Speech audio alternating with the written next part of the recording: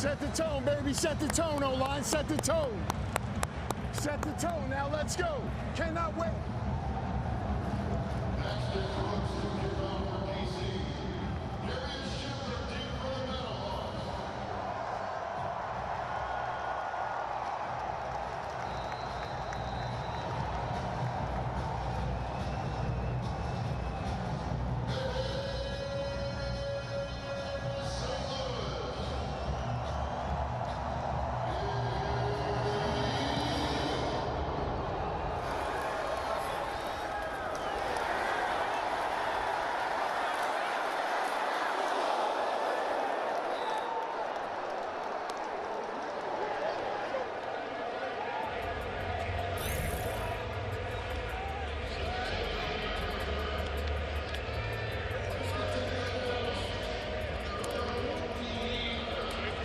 Yeah. Come on.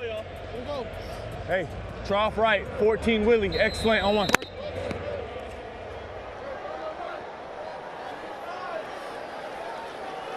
Check.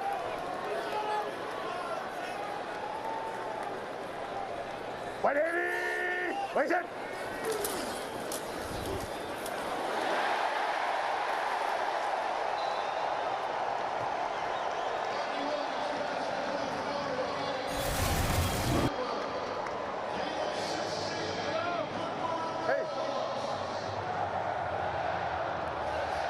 Hey.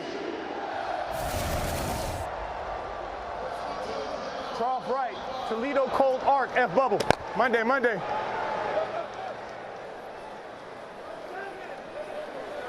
Check. 180. Wait, check.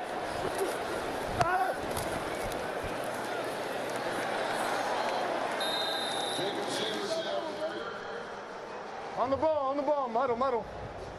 Warriors false.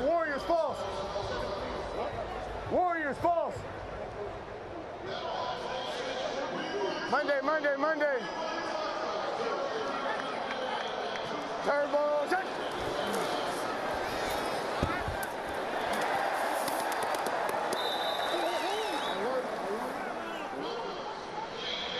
You got two. Yep. Here you go. 10. Let's go south left Z short. 51 Z arrow slunder. South left Z short. 51 Z arrow slunder. South left, Z short, 51 Z arrow slunder on one.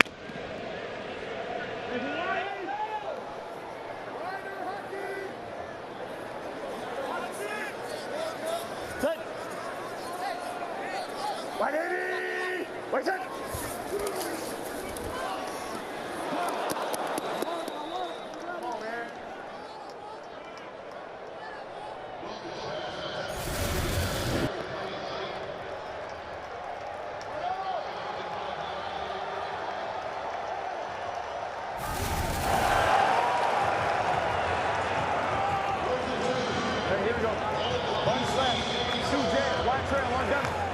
Dummy. Let's go. Set. 180. Wait, set. Hut. Yeah, we're good. Turbo, set.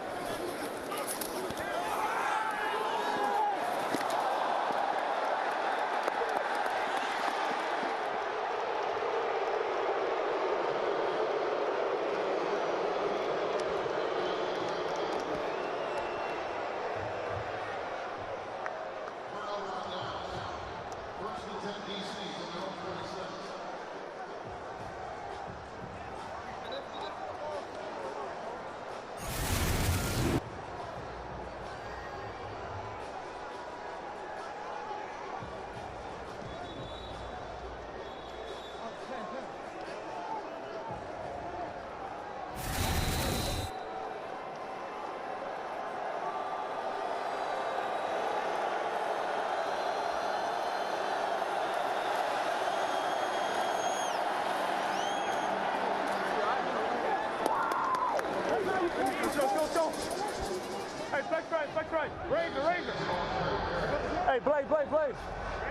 Oh, razor. Here we go.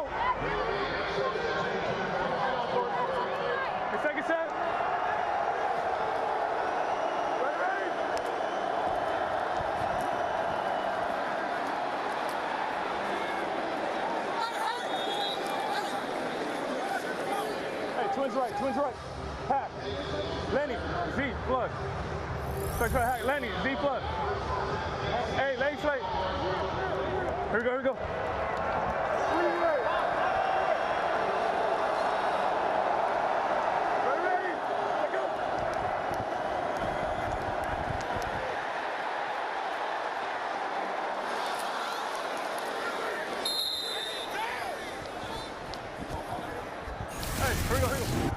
Hey, bunch left. Thunder. Bunch left. Thunder. Thunder, right. Here we go. Ready?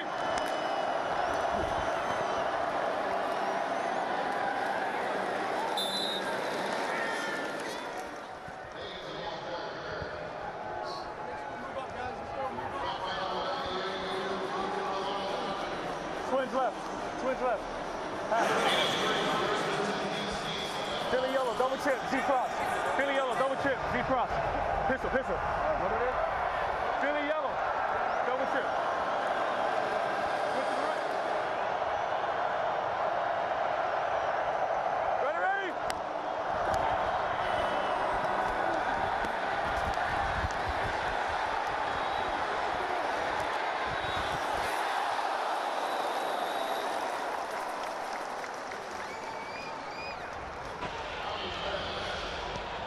Great patience by Jordan Ta'amu. You thought that ball was going to come out early. The play action, he's waiting, he's patient, he's confident. And then all of a sudden, that could have been intercepted. And so, dangerous pass, but I love his patience in this one. Willie Harvey got his paw on it. One of the captains who pairs up as a linebacker with Mike Rose, who's back healthy this week. Cam Harris is giving Darius Hagans a blow, and Harris, the former Miami Hurricane, got it on second down and stacked up after a yard, and third down coming for the defenders on their first drive.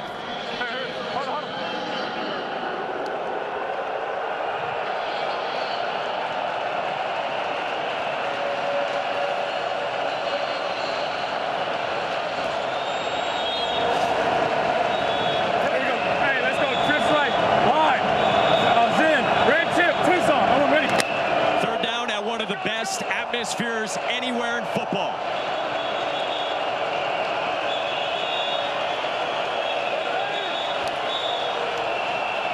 Four-man rush. Ta'amu got it away, incomplete to Cam Harris with Willie Harvey in coverage, and it's fourth down. As much as we talk about this St. Louis Battlehawks offense, one of the best in the UFL, their defense has been the reason that they've not only stayed in games, but won games. Led by Donnie Abraham, he's gotten this defense playing at a different level, and that's what we're seeing early in this one.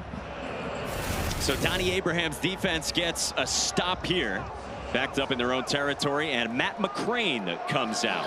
Kansas State product who kicked in the NFL for 3 different teams 6 years ago. He saw 13 for 16 this year with a long of 58. Last week missed from 43. This from 48 with McCrane's kick on its way and good. So Matt McCrane stamps a DC drive to start midway through the first in a high octane matchup in St. Louis.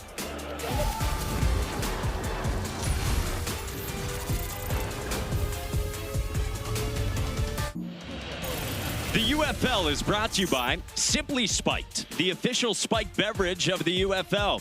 Try new Simply Spiked Limeade today. Celebrate responsibly. Simply Spiked Company, Milwaukee, Wisconsin. 3 weeks ago in D.C., a St. Louis blowout win, and now the rematch after the Battlehawks outscored the defenders 28-zip in the second half, but today is different. We mentioned no A.J. McCarron with an ankle injury. Ja'Cour Pearson, 21 grabs in 4 games. He tweaked his ankle against Houston, and Marcel Aitman has a respiratory issue, just got on meds, and he's trying to get back to full strength. So that means that the offense looks different. These are 3 big-time playmakers. A.J. McCarron was in the conversation for MVP. Ja'Cour Pearson, when he got back, had 11 targets in his first game. And Marcel Aitman scored big and early as well. And so Manny Wilkins and really Bruce Gradkowski is going to have to see how this game goes to get everyone else more involved. They had a turnover on downs their first drive, and here's Darius Shepard to set up their second with some wiggle. Out past the 35 to the 37. Cole told you DeAndre Baker got targeted the first drive. DC corner DeAndre Baker, he came off the field yelling they better change their game plan. What did you see and what do they need to change? I just see I got a lot of targets on the first drive. They ain't in their best interest to go at me whole game. They got to change the game plan. There you go. Thanks, DeAndre. Yeah. Not in their best interest. You gotta love it. And that's the mentality of a cornerback, the confidence, especially not only any cornerback, a Jim Thorpe Award winner and a first-round pick. Monday. Check. Playing for a confident and quotable defensive coordinator in Greg Williams. Second drive starts, and Manny Wilkins pulls it, and this is something that's different, of course, between him and A.J. McCarron. Yeah, he's more athletic, but one thing that offensive coordinator Bruce Gradkowski said is, I don't want to get him running too much down the middle. We got to keep him upright. Right.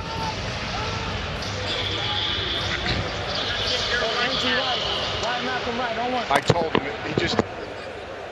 What's wrong? Bruce Gradkowski told us that the playbook stays exactly the same, except it does open up some more quarterback run, but as you said, within reason for Manny Wilkins' help.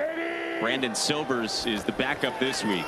Pressure comes, Wilkins tries to escape and cannot. He gets swarmed for a sack by Andre Mintz out of Vanderbilt, and it's 3rd and long.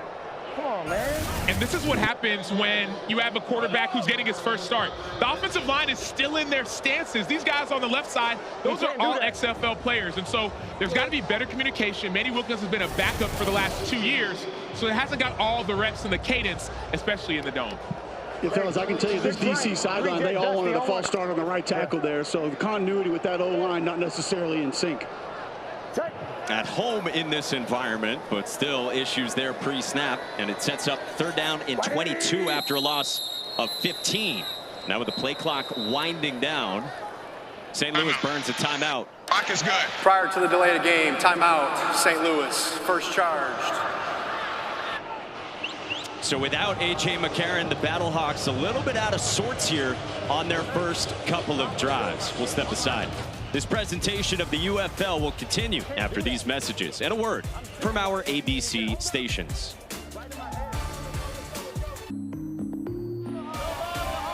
Coming up next, Bob Stoops' Renegades square off against the San Antonio Brahmas, led by Wade Phillips at 4 Eastern over on Fox. Check out some notable props for that one, including Luis Perez, Jatre Kirkland, and John Lovett. And you saw earlier, Stormy's Sportsbook says that she likes Arlington plus 3.5 in a game that is very important, not only for the Brahmas, but also these two teams here. St. Louis with a win clinches a playoff spot. DC would be eliminated if they lose, and if the Brahmas win. 3-0 DC in the first, and 3rd down and very long for Manny Wilkins. 4-man rush. Wilkins takes off. We've got a flag down, and Wilkins goes out of bounds, pushed out at the 34. 78 now in the backfield. 78. Check with Coach Barlow on that. We had a hold 78. I need a ball. Decline. This will be 4th down. Holding, number 78, offense, penalties decline, 4th down. And one of the interesting things is when you have an athletic quarterback, it can cause you to maybe be a little bit different. Great job on the pass rush game up front. That's Derek Roberson with the Tex game. But something to keep an eye on is Manny Wilkins loves to scramble, and so that offensive line may have to play this a little bit differently moving forward. And Anthony Beck's offense looking for answers here. First couple of possessions. And you heard the officials communicating with one another. Michael Vandervelde is the head referee. And of course, as always, we've got Dean Blandino back in the U.S. Army Command Center. Sterling Hoffrichter, former Falcons draft pick, punted both for the Falcons and the Bucks after an All-American career. Fields the snap, gets it away toward Chris Rowland, who's got an NFL future as a return man. Bolts upfield, and he gets met by Jerome Kapp of Eminem fame at the 30. Well, can DC find the running game? Last year, 9-1 in the XFL, dominant on the ground with Abram Smith, who tore his ACL in camp, and it's been different, Sam, this year. And that's why they went to Darius Higgins. They feel like he's more explosive. They want him to get more of that offense going. He had just one carry last week for a DC running game that didn't get anything from its two running backs. Reggie Barlow and his offensive coordinator, Fred Keiss, trying to get more of that. Liveline you saw is down to St. Louis, -1.5, with DC connecting on a field goal on its first drive. Jordan Ta'amu at the controls, and he starts possession number 2 with a quick hitter to Brandon Smith, the former Iowa Hawkeye who, like Ty Scott, they're going to ask more of without Kelvin Harmon. Second down. Pony left. 16 Gucci fire. 16 Gucci fire. Right here. Pony. Here we go. We learned earlier this year that Gucci is about the guard. They say he's a rapper, not a trapper. So it's Chris Rowland, and it's pulled by Ta'amu, and he plunges out and has a first down. And they ran right behind that guard who was rapping, not trapping. Can you explain that in the offensive line world? Well, a lot of times you'll block back, pull around, so you can just wrap a block that you normally would double team or combo up. So instead of both of us trying to handle them with flow, we'll wall one of them off and then wrap the guard or center around him. Fred Keiss told us it resonates with my players. This is on the ground, and Harris got crunched, but he did pick up 2.5, met by Chris Garrett, who's got a Super Bowl ring with the Rams. Keiss does a nice job of mixing up how they block different run plays. They can make one run play look 5 or 6 different ways. You heard block in that last call, so the backside tackle stays at home. He doesn't sift back up to the backside linebacker. Usually when you know you're looking for that cutback lane or you're getting heavy flow, and that's where the cutback runs are going to come from. And that can be difficult for a defensive end or an outside linebacker. You're thinking they're going to block down, but they don't.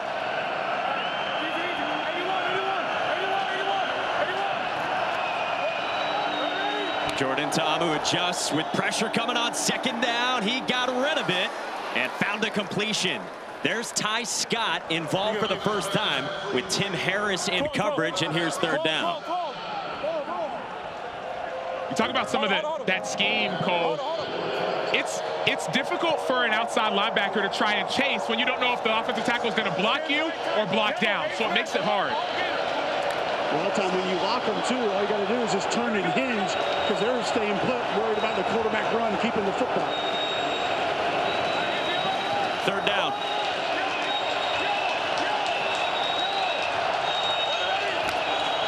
Two tight ends, and Ta'amu goes to Caden Smith, and he's got a first down. So DC continues to march, and it's Smith out of Stanford who moves the sticks. All right, so you got Fred Keiss on one side. Started out as a high school head coach in Baltimore, and then the former Pro Bowler, 9-year NFL veteran Donnie Abraham on the other side. Yes. Hey, it was leave it. We're good. Got the JJJ. Higgins, straight up the middle, gets a couple. Talk about Donnie Abraham, and you have loved what this defense has done for all the talk about A.J. McCarron and the Battlehawks offense. They've grown tremendously from week 1 till now. Go base. Win 12. Go base. Hey, let's go under. Juice Jazz 1. Under.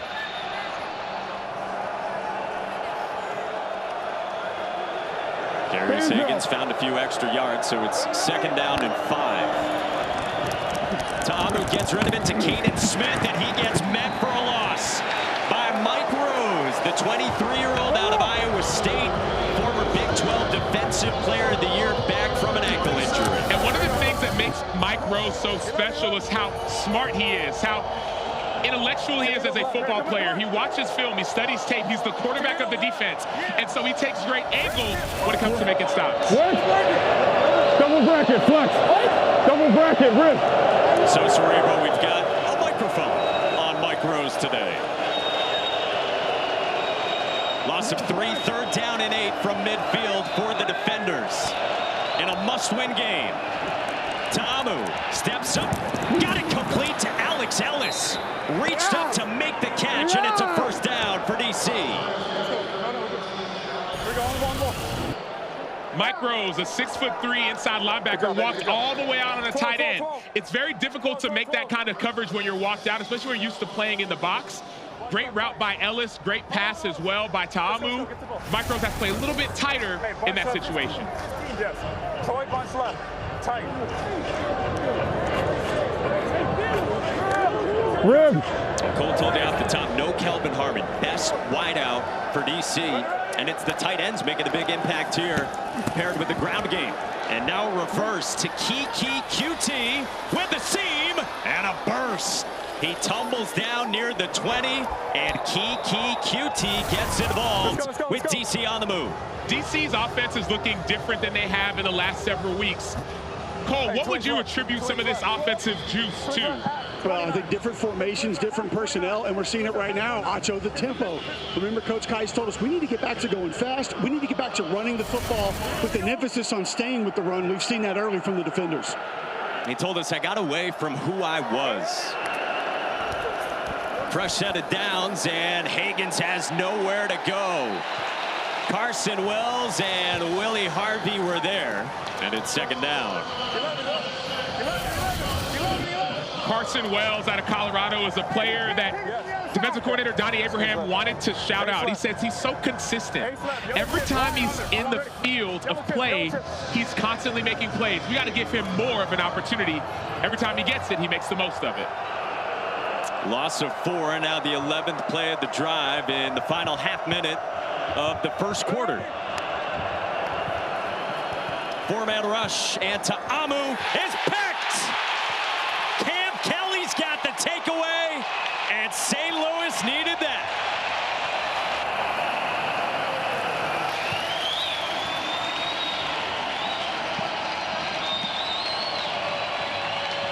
Sometimes it doesn't take much. Early in the season, we talked to Donnie Abraham. He said, man, we're not getting any turnovers. Hopefully we can get 1, maybe 2. Over the last several weeks, we've seen them start to accumulate these turnovers. Why? Players are doing their job. Cam Kelly was doing his job. Middle field safety, read the quarterback's eyes. There was pressure up the middle, and all of a sudden, that pressure causes an overthrow, leads to an interception. Kelly picked Ta'amu in week 5 as well. Stormy is going to be with him in just a moment as St. Louis gets it in the final 10 seconds of the first. Wilkins a pull, gets around the edge, and Manny Wilkins gets submarined shy of the 40. So the Battlehawks without QB1 A.J. McCarron do get the takeaway. They trail Ta'amu and the defenders by 3 after 1.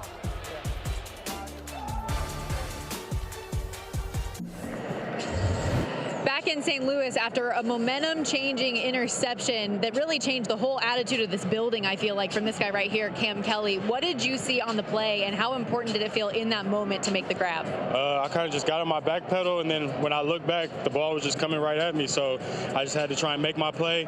I was trying to score after, but ended up getting tackled, but I'm just thankful, man, thankful. Don't have your starting quarterback today. You're down a couple of key offensive weapons as well. How much pressure do you guys put on the defense to stand tall today? We put a lot of pressure on the defense, every week, no matter really who's at quarterback. But we trust Manny, so we don't feel like it's any added pressure. We trust him. We feel like he'll get the job done. So thanks, Cam. Thank you. Appreciate it. No Aztec for life this time from a couple of Aztecs. Start of the second quarter, and Manny Wilkins pulls it again. He got popped by Monte Nicholson, former NFL starter, but Wilkins with his legs as a first down. And you saw the confidence, too, the swagger. Manny Wilkins, when you make plays like that as a backup quarterback, it instills confidence in the rest of your offense. Cole, what's the vibe like from Greg Williams down there? Actually encouraging you guys to talk a little more trash down here on the sidelines. I confirmed that with him, and he said yes. That's off-brand for him. Wilkins downfield, incomplete. Wanted Hakeem Butler, and a heat-seeking missile. Monte Nicholson arrived on the scene.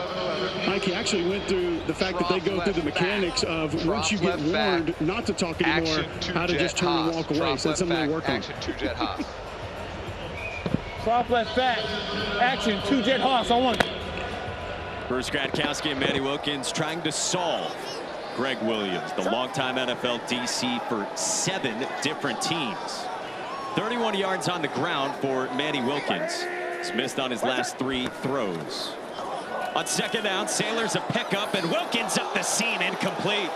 Wanted Darius Shepard, and St. Louis wanted a flag. They stay in 11. Yeah, right now they're staying 11. Wait. 10. All right, here we go. Joker! Jet Games, kick 88. Jet Games, kick 88. A defense that's really struggled this year has looked a lot better through the first 17 minutes. Got a head coach's challenge. Looking to challenge here. Defensive pass interference going through his back. Okay. That's what the coach would like to What challenge. number do we have on that? Number 20. Yeah, number 21 in the back. All right.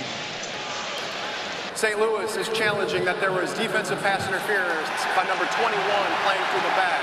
Previous play is under further review. So it does look like he's playing the ball, you get but one challenge per game as a head coach. Play through the back, and the contact is clearly early. I'm looking at the broadcast angle. I'm going to go to my end zone shot. And he appears to be playing the ball, but he makes clear contact from behind through the back. That's early, so we do have defensive pass interference. Okay, Mike, we do have playing through the back early, so we do have a foul for defensive pass interference. It's going to be 15 yards from the previous spot. We'll double check that for you. Still 15 from the previous spot. Going from the 48. Correct. Yeah, we're going from the St. Louis 48 right hash. Yep. So we'll go 15 from there, and it'll be a first down. Awesome. Number 21. After review, there is a foul. It's a 15-yard penalty and a first down. St. Louis will keep that timeout. They will still have 2 remaining for the first half, and coach has used his super challenge for the game. Again, so you can challenge something that is called or isn't called. Very different from all other football. And Anthony Becht, early in the second quarter, uses it there to get 15 yards and a fresh set of downs for an offense that had sputtered so far with all the injuries. Now a play fake, and Manny Wilkins climbs in the pocket, shows off the legs again, and slides inside the 25 with another first down.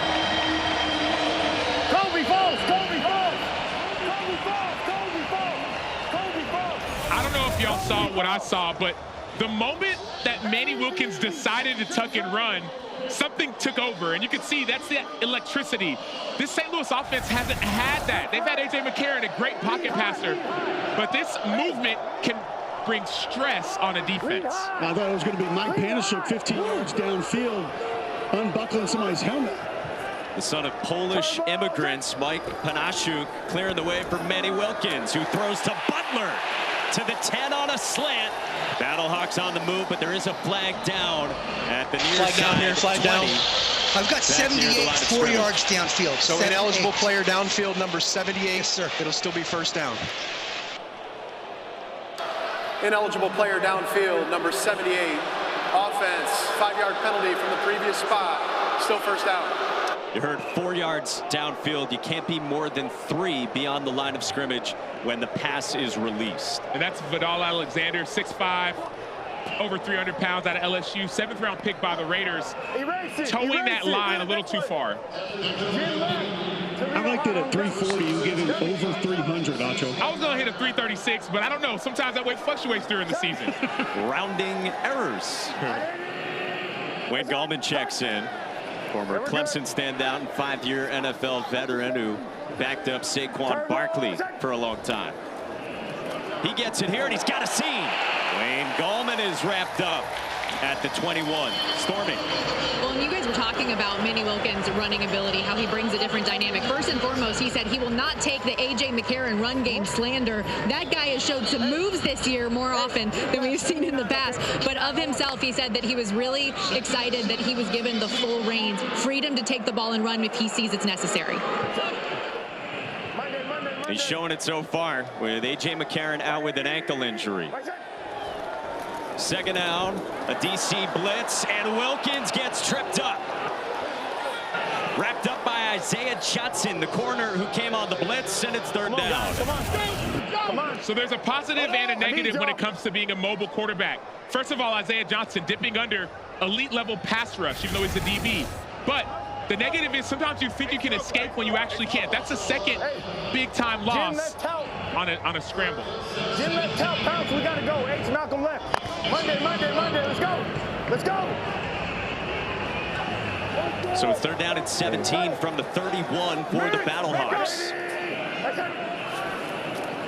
Four-man rush, they set up the screen to Jacob Sailors. St. Louis loves the screen game, and Sailors fights for extra yardage.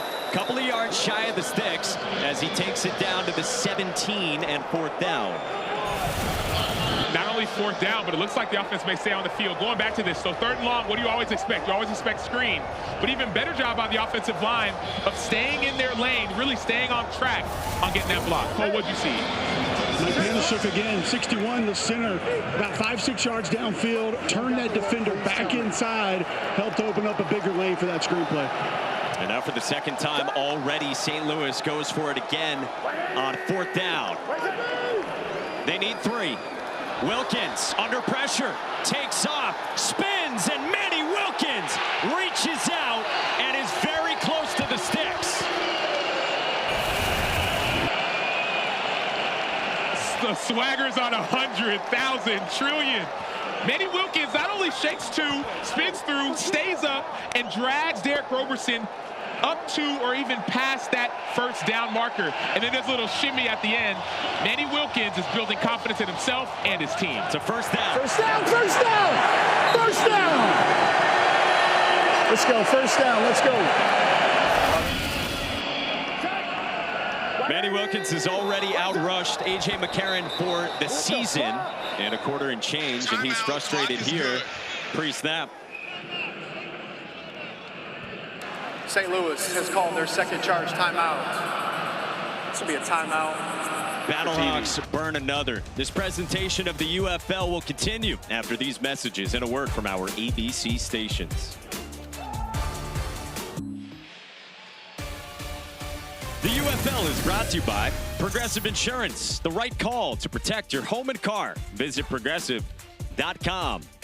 On a beautiful Sunday in St. Louis where football is rabid here. Anthony Beck told us it's like the Raiders in the black hole back in the day where fans are wild. And they're passionate about their sport, specifically about their football. Now that they're back, there's football back here. Everyone's excited.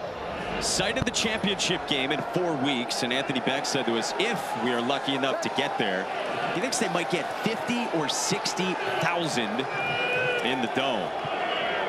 10th play of the drive for Manny Wilkins and the Battlehawks, and here's Jacob Sailors racing to the edge, spinning and getting blasted.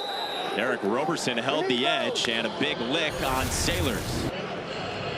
I love the physicality that I'm seeing from this defense. Derek Roberson's on the edge, sprinting all the way to the sideline. Run to the football. That's one thing that Greg Williams said. If you're not running the football, get off the field. So that's what we see, the physicality.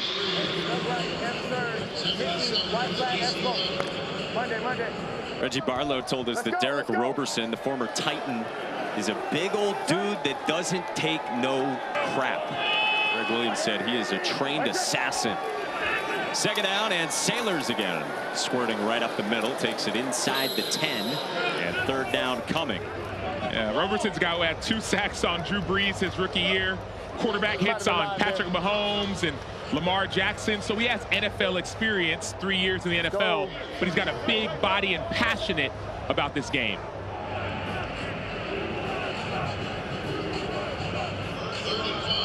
Had the smelling salts out before the game like I do every game pregame. Derek Roberson saw me, came right over and said, pass it over, buddy, pass it over. I wanted to get in on that early on. Cole, spread the love, man. Send him up top. You guys go upstairs too early. Sailors and anytime TD in play, but instead Wilkins on third down, scanning. There's a flag down as Wilkins dances and gets rid of it to the sideline, like beyond Jawan Michelle Baby. So no intentional grounding. I got to hold on number 73 here. So we want to check with coach. declining the foul. Decline. He declines it. Fourth down, right, Coach? Fourth down, yes, sir. Holding, number 73. Offense. That penalty is declined. Fourth down. And you can guess who caused the holding. It's Derek Roberson, number 50. So look at him at the edge. Around, like he goes speed to power. See those hands inside?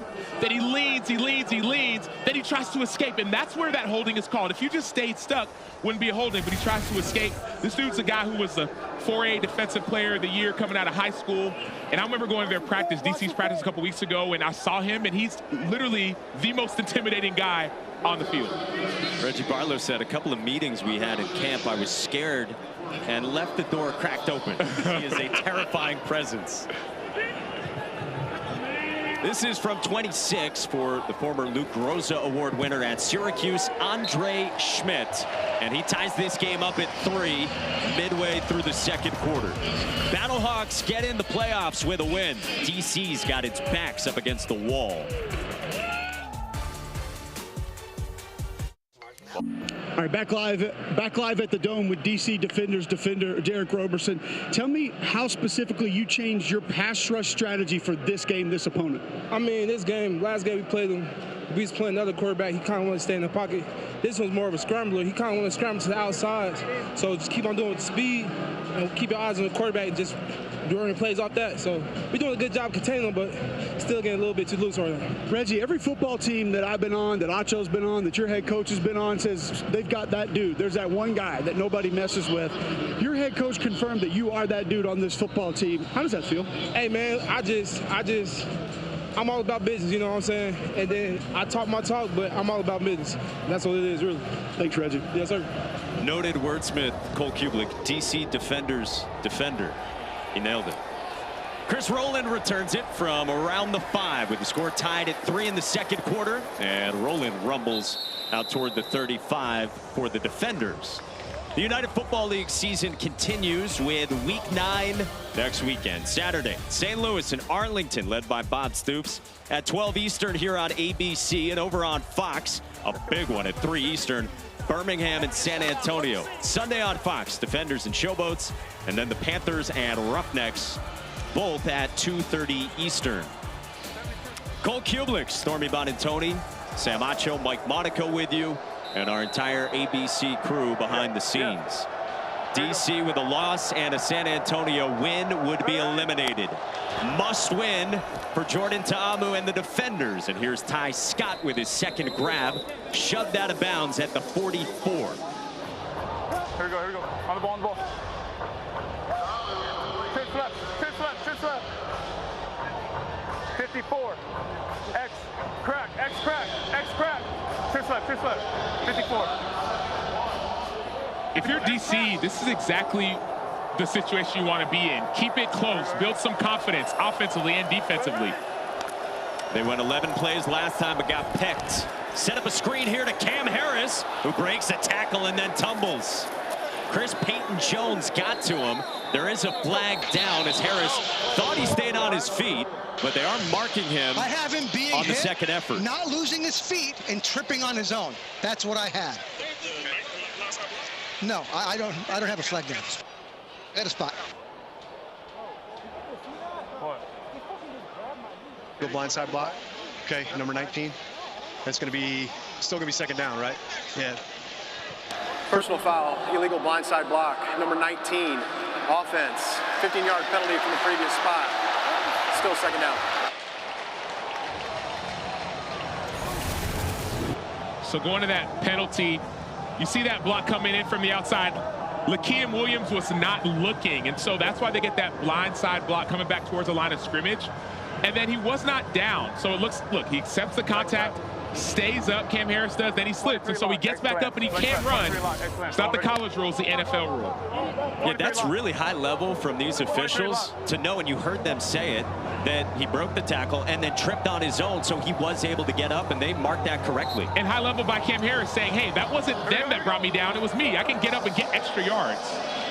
Very often these officials then move on to the NFL and also our top-end elite college football officials. Second down and long, and Harris blown up. He was down, and then the ball came out as Mike Rose got to him. Marked down at the 29 and 3rd down coming. Mike Rose didn't play last week, but one of the things that coaches have said is that when he's in the game, he makes everyone else around him better. How does that work? Well, he's the quarterback, and so he can remind guys next to him, to his left, to his right, in front of him, behind him, hey, here's what we have. So he can give them a sense of calm when the plays are going on. Hey, watch out for this, watch out for that. Quarterback of the defense, huge, integral part of this D. Anthony Beck said he deserves to be in the NFL. He leads this defense. Staring out 3rd and 16, and Ta'amu with a short one to Alex Ellis, his tight end, for just a couple. Met immediately by the nickel, Lavert Hill, and St. Louis forces a DC punt. Yeah, great coverage by Lavert Hill. He was once recognized as the nation's top defensive back coming out of high school, undrafted free agent out of the Chiefs in 2020. All XFL player last season.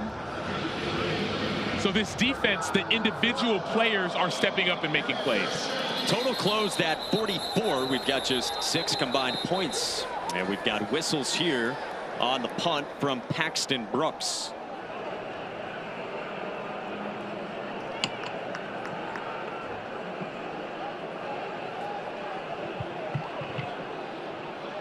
Appears to be on the defenders as the officials sort this out. The spot. Right.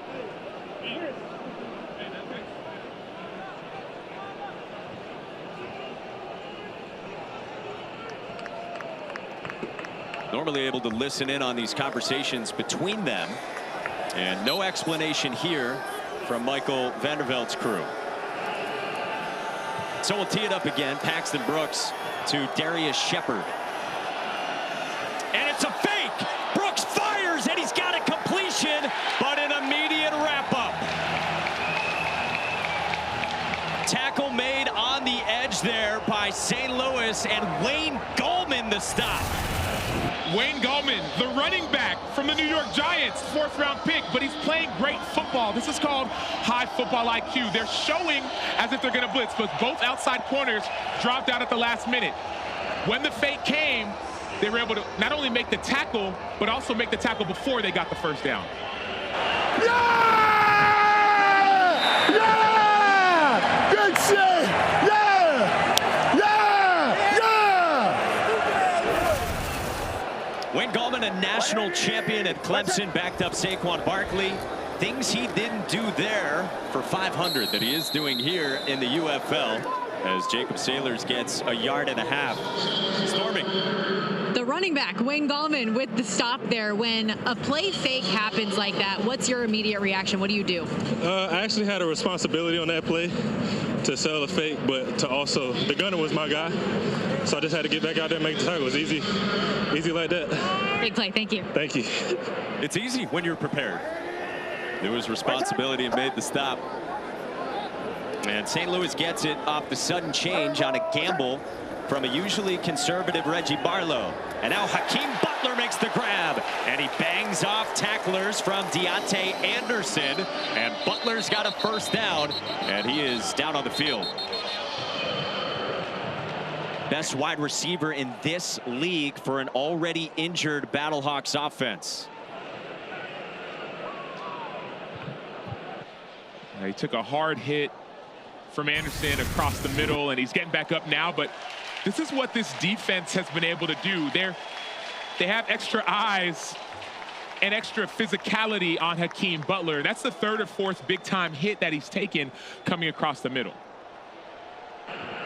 This one from Anderson, you mentioned, 230-pound safety nicknamed D-Train.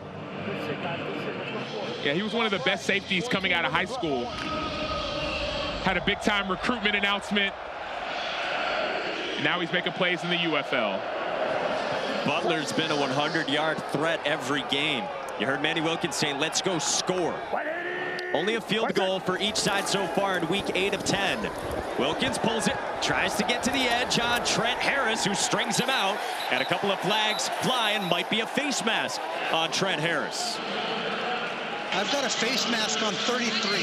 Face mask 33. Going to full 15. Personal foul, face mask number 33. Defense, 15-yard penalty, automatic, 1st down. So face mask isn't great, but what I did like about this was that Trent Harris took a direct line across the line of scrimmage, a direct line, not at an angle, run down the line of scrimmage to get an athletic quarterback. Now you got to keep your hands off of their face mask. So part one of that play was good for Trent Harris, but it ended with that 15-yard penalty. Why is that the way to do it, a direct line? Yeah, because you don't want to take an angle upfield because the quarterback could outrun you. You don't want to take an angle kind of back in the opposite way because then they'll get extra yards. So you just want to go straight down that line of scrimmage, then you'll meet the quarterback when they end up trying to turn upfield. Well, you see 15 more penalty yards against DC. St. Louis in the red zone, and Jacob Sailors tries to bounce it, goes spinning with a cut. And Jacob Sailors is down at the 7. Manny Wilkins leading this offense with A.J. McCarron out with the ankle injury suffered in the fourth quarter on that roughing the passer last week. The microphone's picked up McCarron saying, my ankle is broken. We asked Anthony Becht about next week for A.J. McCarron. And Anthony Becht said, we'd like to think that A.J. will be back next week. You see Akeem Butler on the sideline. This is 2nd down and 6. And it's Wilkins to the edge for Averett. And he gets shoved out of bounds. Close to the sticks by Anthula Kelly, the big-bodied tight end, the grab for 5 yards, and it should be 3rd down and 1. And big-bodied is correct. Kamari Averett is 6'6", 257 out of Bethune-Cookman. He modeled his game after Calvin Johnson. He was born in Detroit. His favorite route he talked about is option route. I want to be one-on-one on smaller DBs. They had high hopes for him this year, trying to find some one-on-ones. It's his 5th catch of the year. St. Louis is 0 for 4 on 3rd downs. Just need one, and it's Sailors up the middle, met by Trent Harris, and Sailors gets marked down near the 1.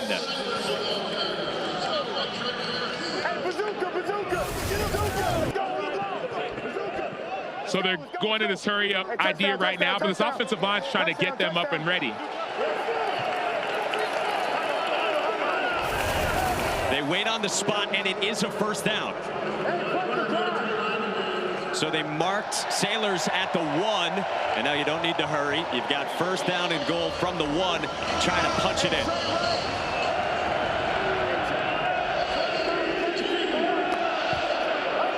Akeem Butler back into the game for the Battlehawks. 2 tight ends to the right side of the formation. Manny Wilkins in the gun, and we've got whistles. We hit the 2-minute warning here in the first half in St. Louis. We have the 2-minute warning, timeout on the field.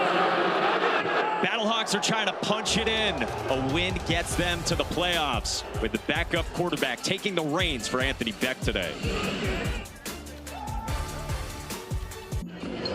Manny Wilkins was a high-end college football player. Started at Arizona State, was the starter there for 3 years. Teammates with the likes of Brandon Ayuk and N'Keal Harry. But it's been 6 years since he started. And he talks things through with his head coach here in the United Football League, Anthony Becht, trying to steer this team to the playoffs. Want it on 1st down? Hey, I want it on 1st down, right? On 1st down, okay? Double right, Toledo hot arc on 1st down. Stormy's pick was a Jacob Sailors anytime touchdown despite the -180. He had 3 TDs last week. He's in the pistol behind Wilkins.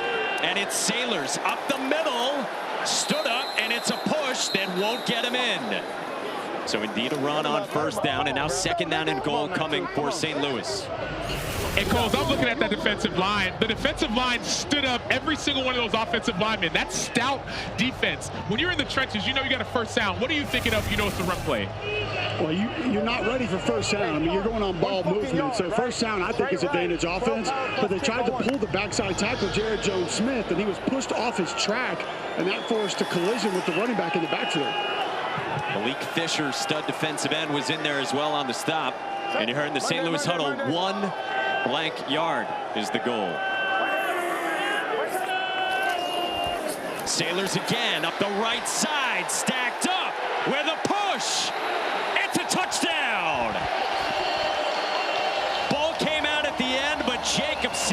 Lewis is in. Stormy's pick hits, and the Battlehawks lead late in the second.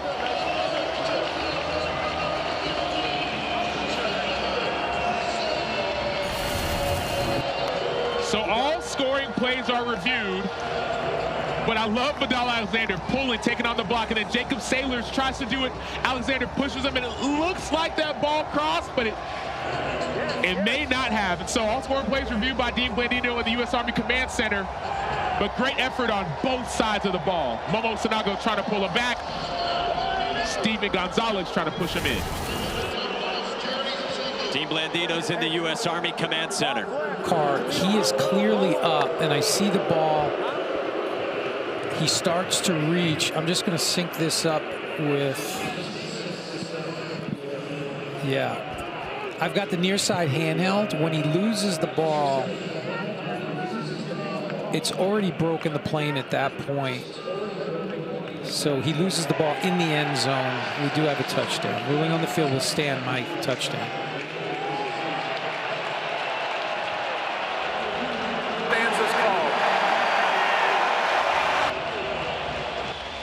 And listen to this place. It's St. Louis.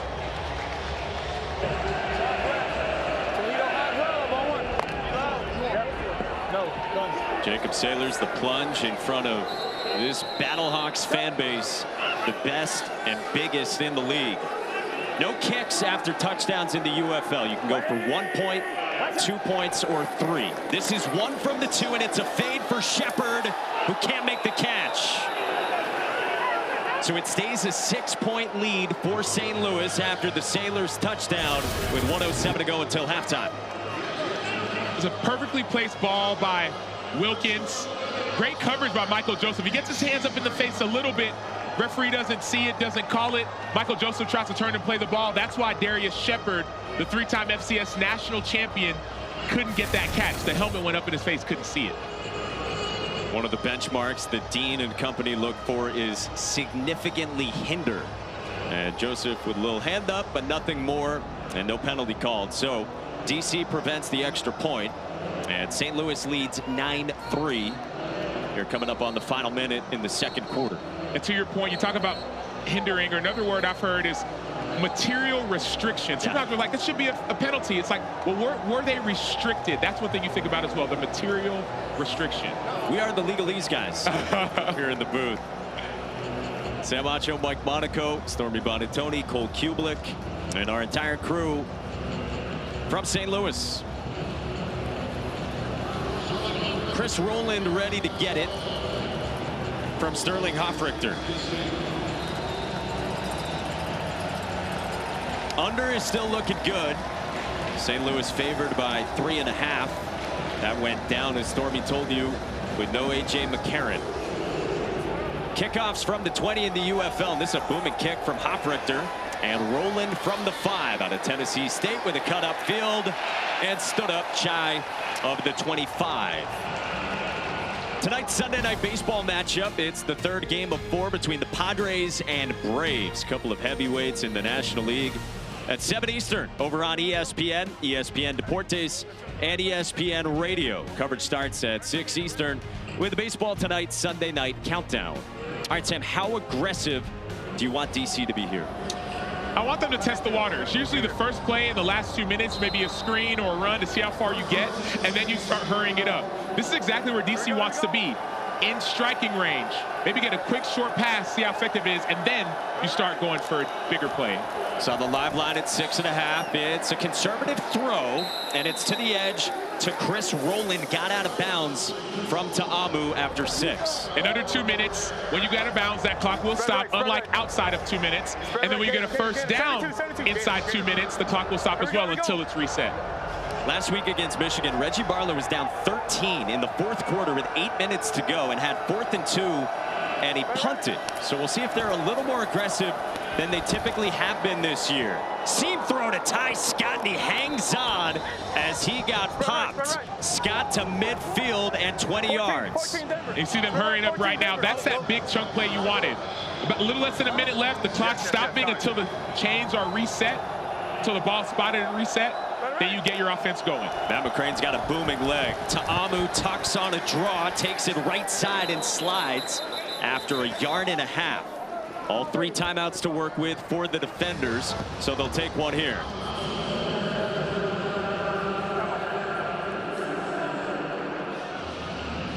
Yeah. If you don't want us to snap it. Reggie Barlow's team at 3-4 in a must-win game in 3rd place in the XFL Conference. He told us this week, we've had a lot going on. They've dealt with adversity, with injuries, health issues with their coaches as well. And he told us their mantra this week has been it's a 1-game season every week the rest of the way. They've gone through 11 different offensive tackles, not offensive linemen, but throughout the season, offensive tackles coming into practice. Who's going to play? Who's going to start? Now they've got some more sustainability and consistency along the offensive line. Yeah, speaking of tackles and consistency, guys, Yasir Durant questionable to return to this football game. So DeMarcus Hayes has gone from right to left. We know Greg Long got the start at right tackle tonight, but more offensive line issues for this DC football team. And we asked Fred Keiss how many tackles this year. He said, man, we had 4 today at practice. Don't ask me about the whole season. 2nd down and 8 after the timeout, and it's a high throw to Roland and incomplete. Tim Harris in coverage, and 3rd down coming. Harris getting the start for Brandon Sebastian, who's out for the year with a broken thumb. Spread left. 72 all go. 72 all go. Come in for the short stuff. All go. 72 all go. I'll take that. Massive 3rd down in the Battle Dome. 4-man rush. Ta'amu, swarm, escapes, fires toward the sideline, and did Ty Scott hang on to it? Yes, he did.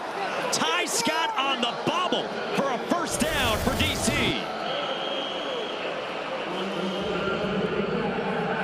Ty Scott and Jordan Ta'amu both made 2 massively impressive plays. Ty Scott on the bobble, getting those 2 feet down, important in the UFL. Ta'amu avoiding the sack and the pressure inside, escaping outside, and having a pinpoint throw and getting out of bounds. Elite level football. And now 1st down, Ta'amu under pressure, got it away to Roland, who goes diving for extra yardage to the 30 under heat from Willie Harvey. Reggie Barlow will take timeout number 2. It's been pretty surgical here. Headed down in the 2-minute drill. You still have a timeout, 20 seconds to work with, and well within the range of Matt McCrane as well. We're going to go Redwoods on it, right? But I'm going to call a timeout to ice them. Okay. If they snap and try to get the kick, do whatever the fuck you want to get over, you know what I mean? Like, don't jump it on first. Okay. All right. Hey, jump all over. You guys definitely jump, though, on if we get the timeout, because you know what I mean?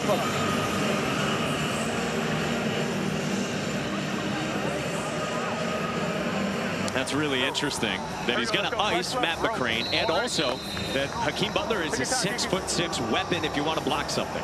Yeah, his wingspan is enormous, and so he's a receiver. Usually defensive guys are on the field goal block team, but because of his height, they want to put him there to try and go and block that field goal. 2nd down. Ta'amu on the roll, still searching, now takes off to the sidelines and just gets ushered out of bounds by Travis Feeney with 14 seconds left. And that's that point of angles. We talk a lot about angles in football. Travis Feeney ran straight down that line of scrimmage to try and keep Ta'amu from rushing upfield. And so angles matter so much, and they're so critical when it comes to making tackles on defense.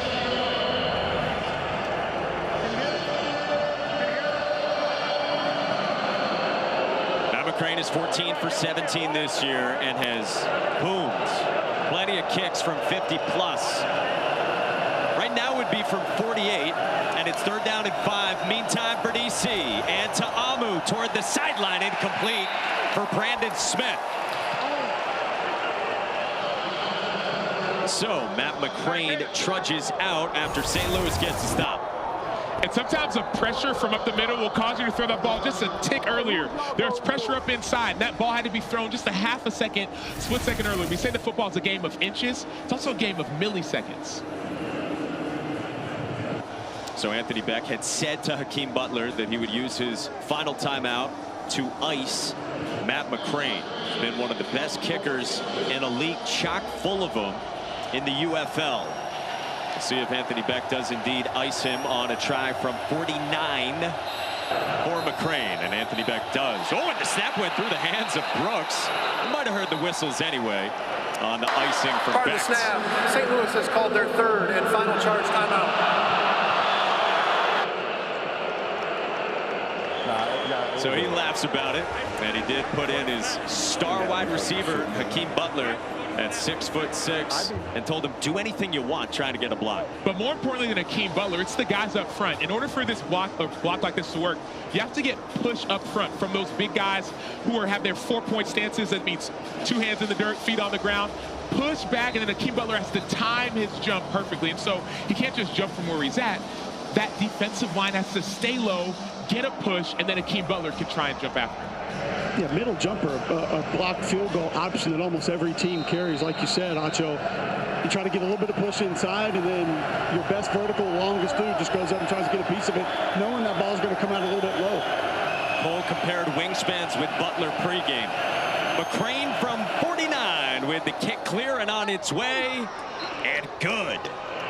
Matt McCrane has been automatic, and he trims the margin to 3 with 6 seconds to go until halftime. I know that these teams played a few weeks ago, and it was, for lack of better terms, a blowout, especially in that fourth quarter. But 2 things that I heard this week. Anthony Beck said, hey, whenever these 2 teams get together, remember there's a rivalry. Last year, DC beat St. Louis both times, kept them from the playoffs. Whenever these 2 teams get together, it's a lot of bad blood, part 1. Part 2, DC has confidence now. Sidelines can't contain Cole Kublik. All right, Matt, you nailed that field goal there. Coach Beck decides to go with the ice. You still come back and nail it. How does it change your process when a coach tries to do that to you? You know, if anything, it usually gives kickers a practice kick, but that's our game ball 1, so I didn't want to hit it. So, you know, it doesn't really change it for us. It's just we keep focusing on the next kick, and that's what we're here to do. You're that superstitious on a certain football that you want to have that one football to kick. I mean, any kicker wants game ball 1, and that's what we want, so we'll go with that one. Thanks.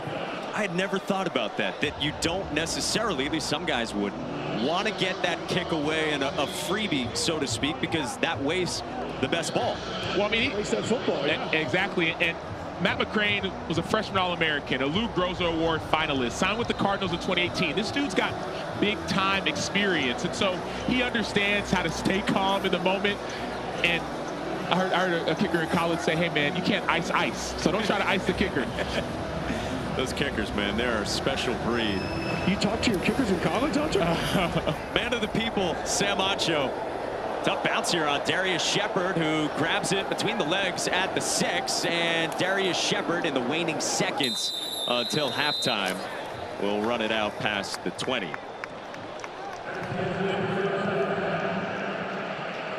So, with Manny Wilkins taking over for an injured A.J. McCarron, the former Heisman runner-up and 2-time national champion, we played a low-scoring first half in a game with massive playoff implications. Battlehawks with a win, get in. DC looking for a win to stay alive. It's a great partnership that the UFL has with the U.S. Army. A couple of proud institutions. And for more on that, we check in with Thor. Yeah, Mike, and through that partnership, we've had the amazing opportunity to get to know so many great servicemen and women, just like Jack Polite, first lieutenant in the U.S. Army, joining me out here on the field, who has, by the way, Missouri and St. Louis ties that run deep. How much have you enjoyed being out here on the field with the Battlehawks? Hey, first off, I just want to thank the St. Louis Battlehawks for having me out. It's a great atmosphere. I'm originally from St. Louis, and these fans are crazy. There's nothing like it, so it's electric. Absolutely. Tell me a little bit about what you do in our armed forces. So I'm a platoon leader for the 3175th Military Police Company out of Warrenton, Missouri. We're part-time. We drill on the weekends, but I also work full-time in intelligence at the Jefferson City HQ in Jeff City. So that's a little bit of what we do. we're at the governor's call, so if they need us, we're here to answer that call. Appreciate you for doing just that. Thank you so much, Jack. Thank you. Appreciate you. Mike. First Lieutenant Polite, we thank you for your service. In St. Louis on a picture-perfect mid-May Sunday. Battlehawks by 3 as we step aside, and more coming up right after this. Welcome back to the UFL, presented by the U.S. Army. In St. Louis on a Sunday in week 8 of 10 in the United Football League. It is a 9-6 Battlehawks lead on the Defenders. With Sam Acho, Mike Monaco back with you, and one of the stars of this league, A.J. McCarron, is out with an ankle injury suffered last week. So Manny Wilkins steps in, makes his first start in 6 years since his college days at Arizona State. And let's check in on our game flow, brought to you by Progressive with his day. Manny Wilkins has 6 rushes so far for 47 yards, but they're coming at the perfect time. Yes, we saw some early quick passes, but his legs have been the difference in this game. He grew up struggling, lost his dad at 10 years old, stayed with aunts and uncles and grandparents, and he talked about football being this opportunity for have freedom, and music being this chance for freedom. And so you can see him playing free on the football field. That's what I love to see, and I'm sure his team does as well. Yeah, he's a musician as well. He's a lyricist, very talented in addition to his work as a quarterback. And so playing for Anthony Becht, they're trying to get to the playoffs, and let's go Wired for Sound with Anthony Becht.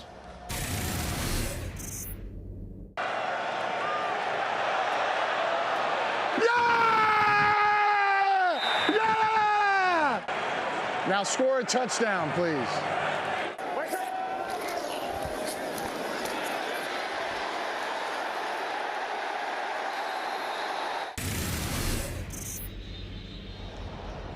With a win, St. Louis gets in, and Anthony Becht getting strapped in with that headset as well, gearing up for the second half against the DC Defenders. He's checking in with his OC, Bruce Gradkowski. Today's first half stats are brought to you by Progressive. Flip side for DC. This team trying to bounce back. They've dropped 3 out of 4. They've got to stay alive in the playoff hunt, and Ty Scott has had to step up as you guys predicted. Hasn't had the big play just yet, but he is the most reliable receiver now that Harmon is out. But this is a game that DC probably feels good about. I know you're not winning the way you want to, but the way you've struggled the last couple weeks, to have a game close. We talked to their quarterbacks coach earlier. He said, man, if we could just keep it close, you never know what will happen. It's close now. Let's see if they can keep it close and finish.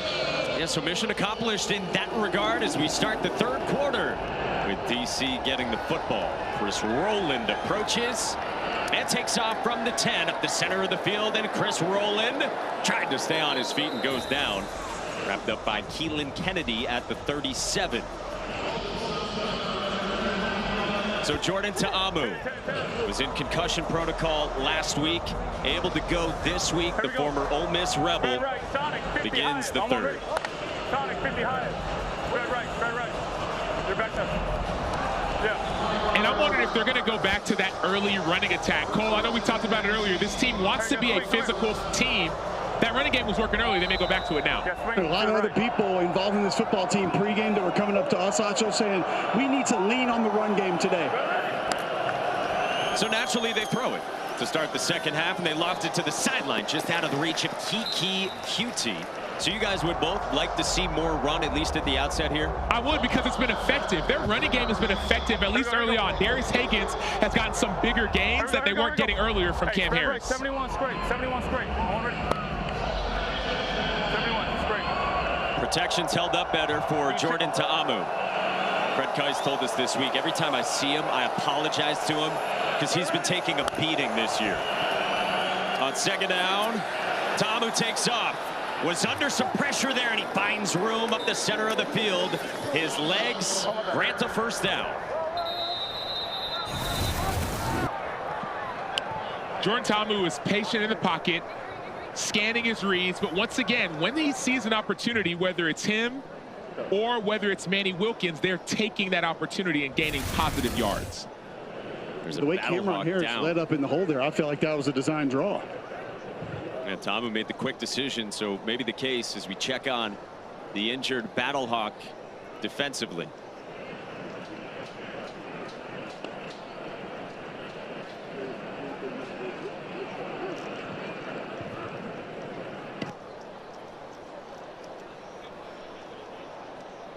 looks like Kobe Smith.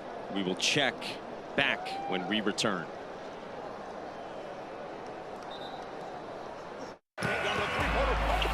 Austin Fallu, who played in a couple of games for the Seattle Seahawks in the regular season this year, bumped his head on the rear of one of DC's offensive linemen. Good to see that Fallu is able to walk off under his own power. So DC to begin this third quarter, trailing by 3 in a key spot late in the regular season against Anthony Beck's Battlehawks. Has it out in midfield. From the 48 in the first minute of the third.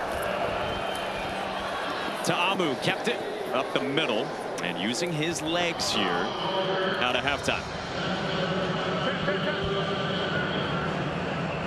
Spread right, spread right. 59, spread right, 59. Sonic, 59. Sonic on your side. What have you thought of Ta'amu today? I think he's been effective. He hasn't had the explosive plays like we're used to seeing, the big-time yardage, but he's been effective so far. With Darius Hagan's in motion, they set up a screen left side for the jitterbug Chris Rowland, and he goes diving for a first down. Chris Rowland at 5'8", also playing some running back today. Once upon a time, he broke Jerry Rice's HBCU record for single-season receptions. Yeah, he's only D1 player in 2019 to score on a kick return, a punt return, a rush, and a reception. And so to do it in a single season, he's got some juice to him. Once again, DC without its top wideout. Kelvin Harmon suffered a hamstring injury last week, and he's out for the season. One of the best wideouts in the league. Ta'amu across the middle for Smith and a low throw, and it's incomplete. Tim Harris, the former Virginia Cavalier, in coverage. Yeah, they've been waiting on Smith to step up this season, and so far he hasn't. But this is the game. This is the moment where you know somebody's down. You have to make catches like that. Again, you think about how good Harmon was. 31 receptions this year. No other wide receiver on the roster had more than 11 grabs coming into today. Ta'amu on second out checks it down and dropped by Darius Hagens. And now third down in a rocking atmosphere here in St. Louis. And they're bringing in some of their pass rushers back in. Peter Talmoa-Penu, number 7, coming back in. Travis Feeney coming back in as well. So they got 4 guys who can get after the quarterback.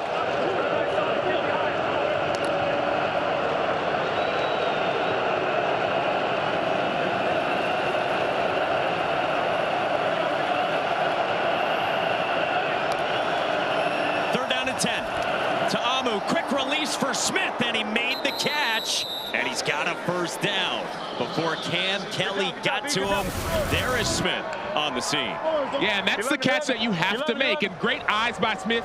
Better pass by Jordan Ta'amu, and then Smith taking on that hit. When you come across the middle, you got to be ready to accept contact. Hey guys, Greg Long at right tackle right there going up against Pita, who Acho mentioned. He's been with this football team for 2 days before this game. A nice job handling the inside move on that last completion. The 76 in white at right tackle, Greg Long, signed on Tuesday. Ta'amu a slant again, and this time Tim Harris breaks it up on Brandon Smith. Well, Tim Harris pressed into a bigger role as well. We mentioned this. Starting corner Brandon Sebastian's out for the season because he suffered a broken thumb last week and got a pin put in on Thursday. Yeah, Tim Harris was a 6th-round draft pick in 2019 to the 49ers. He hurt his groin in training camp, but spent the year on IR, so now he's getting an opportunity again to show what he can do. And he's making the most of it.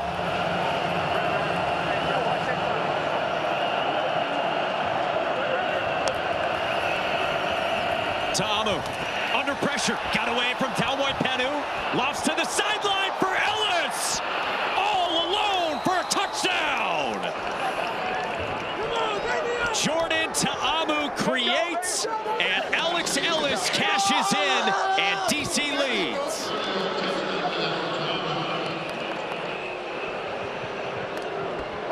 Not the way you would have drawn it up if you're this DC offense, but you'll take it any way you can get it. Peter Talmo-Penu, great rush, dip and rip. And all of a sudden, Tamu steps up. But notice, Chris Payton-Jones, he's looking at this shallow route. You have to play it deep to short. So if you're in that zone, you have to notice there's something behind you. Play it deep. Forget about that ball that's 2 yards behind the line of scrimmage that could be thrown deep to short. In the UFL, no kicks. You can go for 1 from the 2, 2 from the 5, or 3 from the 10. This is 2 from the 5, and to the back of the end zone, it's Ellis again for 2 more. And the lead is 5 for the defenders in a must-win situation in Week 8. Making a 5-point lead for the 5-year NFL veteran. Alex Ellis, undrafted free agent 2016 out of Tennessee, went to the Tennessee Titans. Played on 8 different teams. 6'4", 245, uses his height, his skill, his ability, his experience to give his team the lead. Had his first touchdown grab of the season from Jordan to Amu. Alex with Cole. Alex, can you take me through that? Go, baby. Come on, let's go do your thing. Take me through that touchdown reception first, how you got open. Great call, but OC, 10 solid, and then just doing your job, you know. 2-point conversion. What was the coverage? How were you able to find space? Just scheming it up during the week. Been practicing it, so, and it worked, so that's how it goes. Thank you. Yeah. Pride of Del Mar, Delaware. Seems pretty calm and cool, and yeah, just trusting the process with his play caller and his quarterback. Well, I love it. Alex Ellis has type 1 diabetes, and he's been a spokesperson for people with type 1 diabetes. It affects approximately 1.25 million Americans. He's using his platform to let people know more about type 1 diabetes. And stepping up here in a big way in what has been an injured tight end room. Riley Moore got injured a few weeks back, and they do hope to have him return perhaps next week. Liveline shows St. Louis -7.5 right now, trailing by 5. Would be very appetizing to get involved if that's the case. Darius Shepard takes it out to the 41 for St. Louis, down by 5 and some extracurriculars.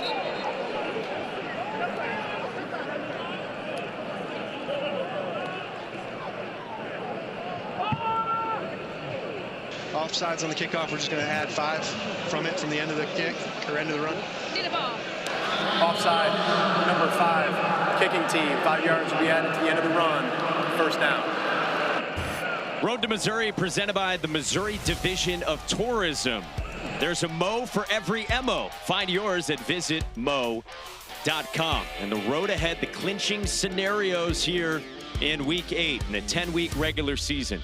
For St. Louis, you win this game, you're in. San Antonio still to come against Arlington after this game here.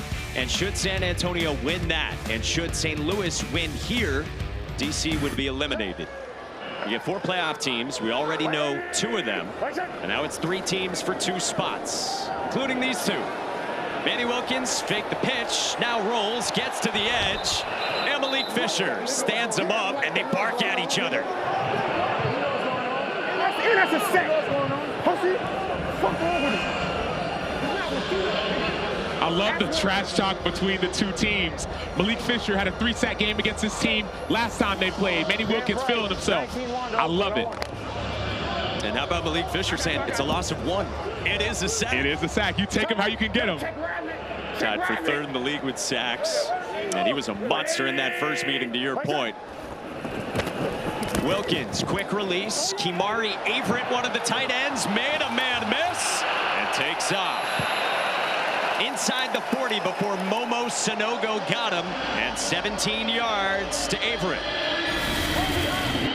So Kimari Averett started off when he was playing football on defense. Then he started dominating people on offense, so he moved over to offense, and now you're seeing why. His size, 6'6", his skill and ability from Bethune-Cookman, Kimari Averett is finally making his mark. Anthony Beck told us early on this year he's going to be playing on Sundays. Showing up here, and now Sailors found a seam, and with a burst, he moved forward to the 30, and a strong gain sets up 2nd down and short.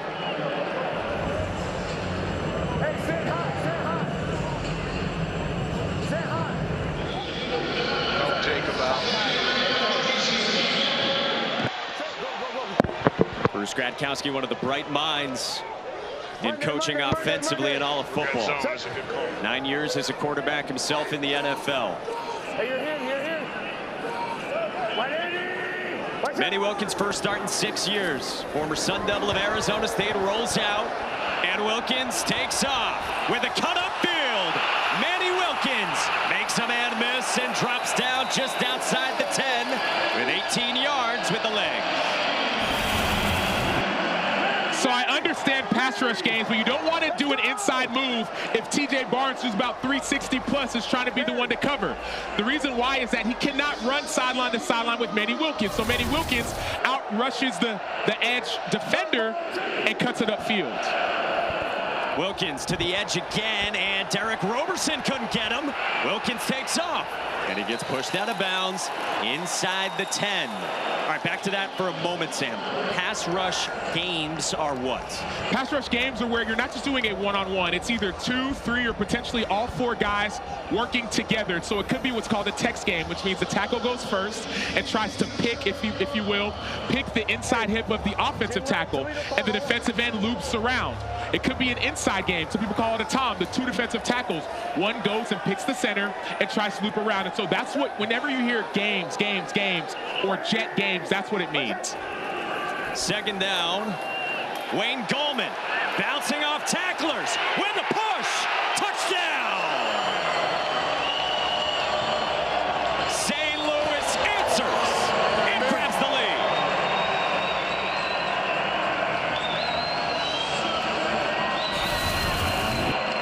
What stands out to me most about this St. Louis Battlehawks team is their depth. So you're seeing Wayne Gallman, who started the season as a starter. Then they went to their second running back. Then they went to their third running back, Mateo Durant. Then they went to, then now they're back here to Gallman, and he's stepping up and making plays. And so whether it's Sailors, whether in earlier season, Mateo Durant, and now Wayne Gallman, each one of these guys is stepping up behind that elite level offensive line. And in a rabid fan base and atmosphere, you got to get the streamers out of the end zone. You're in the Battle Dome in St. Louis. How about Wayne Gallman? This guy did not have a good week 1. So he got the first crack at the running back job. This guy's been inactive at times this year in the UFL for a 5-year NFL veteran and superstar running back in college at Clemson. He has handled a fake punt against them today. He's got a touchdown as well. St. Louis goes for 2 from the 5. 2/3 of the time in the UFL, that's the choice. Averett's got it for 2 more. And the lead is 3 for the Battlehawks midway through the 3rd. Have a day, Wayne Gallman. Pay dirt for the veteran. This presentation of the UFL will continue after these messages and a word from our ABC stations.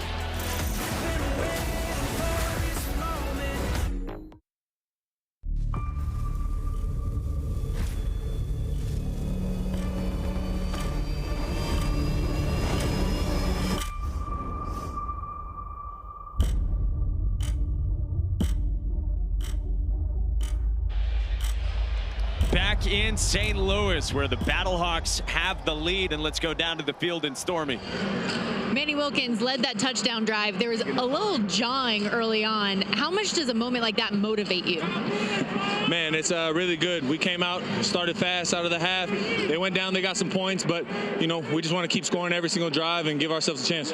Coach Beck said, keep playing like you, get comfortable, keep showing what you can do. How comfortable have you felt from the first half now easing into the second? I mean, I went into this game super comfortable. My teammates have done nothing but been supportive. They've been telling me that they got my back. They're with me throughout this ride, and I feel really good out there. It's been good. Thanks, Manny. Thank you. Guys, great stuff. Bruce Gradkowski told us that Manny Wilkins has been waiting for this opportunity for a couple of years. Anthony Beck said to us, he's been with our team for 2 years, and there's always talk of, I'm ready, I'm ready, I'm ready. And now you got to show it. Manny Wilkins has. St. Louis leads. Chris Rowland up the middle of the field past the 30 to set up DC down 3. Coming up next, Game 7 between the Pacers and Knicks. Boston is waiting. This Game 7 at 3:30 Eastern right here on ABC. And the Countdown crew will tip off coverage at 3. Will the atmosphere be as good as it is here with this crazy fan base in St. Louis? The fan base and the play on the field. I'm watching Chris Garrett. He's made the last 2 to 3 special teams tackles. He played with the Rams in 2021, won a Super Bowl. But special teams coaches are watching this and saying, we need guys like that on this field, on our team. So you're seeing elite level ball, offense, defense, and special teams. This is pro football in the spring, where about 75% of the players in this league have NFL time. Jordan Ta'amu included and throwing into double coverage and incomplete. Intended for Brandon Smith. Quinterio Cole and Tim Harris were there defensively. As was Carson Wells. Carson Wells got that pass rush to affect it.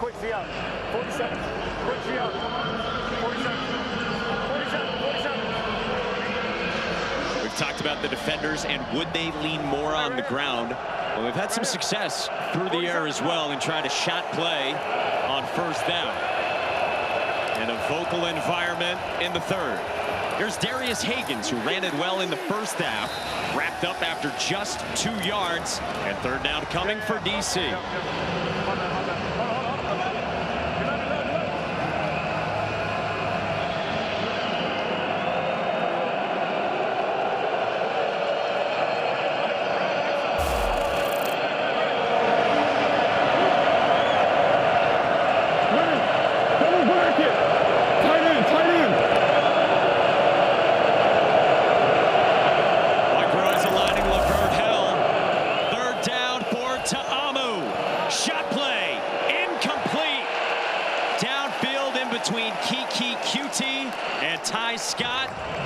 Incomplete and fourth down. So there's a miscommunication on that route, but one thing I'm loving to see on third and long, Cole, I'm seeing 4 defensive ends on the field. And so you're seeing, we talked about games, you're seeing it right there. That's that Tom game, right? 2 guys inside, but you're seeing pass rushes. Cole, what does that do for an offensive line when you see 4 quick guys even on the inside? Well, you better get your sets straight. You better get your technique and fundamentals going early on. DC's first punt of the day is fielded dangerously by Darius Shepard, who got immediately met by Vincent Smith. Yeah, Darius Shepard was all XFL, the special teams player of the year in the XFL last season. But he's been relatively contained so far, whether it's been on the punt game, obviously the first punt, really the kick return game. The field position hasn't been as big of a swing as we thought it would have been historically. We're in week 8 of a 10-week regular season. As Manny Wilkins delivers the play to his huddle. St. Louis gets into the playoffs with a win. DC would be eliminated with a loss and a San Antonio win later today against Arlington. Massive implications. Battlehawks have scored on 3 straight possessions, and they start this one with Manny Wilkins. Thought about going downfield, and instead he takes off toward the sideline, and Wilkins gets crunched after a couple of yards. Deontay Anderson the stop.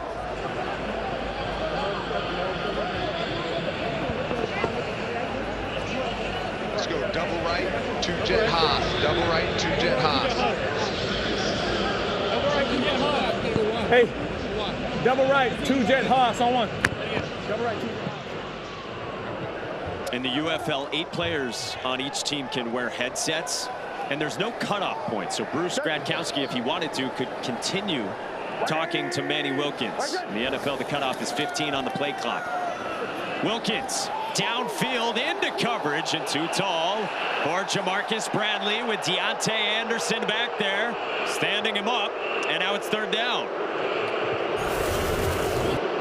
Miscommunication from Jamarcus Bradley. You see them in the slot, going with that slot fade.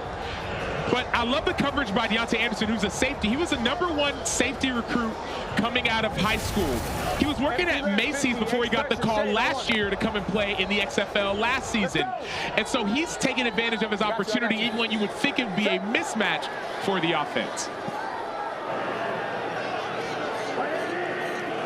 St. Louis 1 for 5 on third downs. Manny Wilkins tucks it takes off and lowers his shoulder on Anthula Kelly and uses the legs again for a first down. A quick injury update for the DC Defenders defense, fellas. Santos Ramirez, safety, has been ruled out for the rest of this game. Was with Greg Williams with the Jets. Strong safety, speed to back single. Strong safety, speed to back single.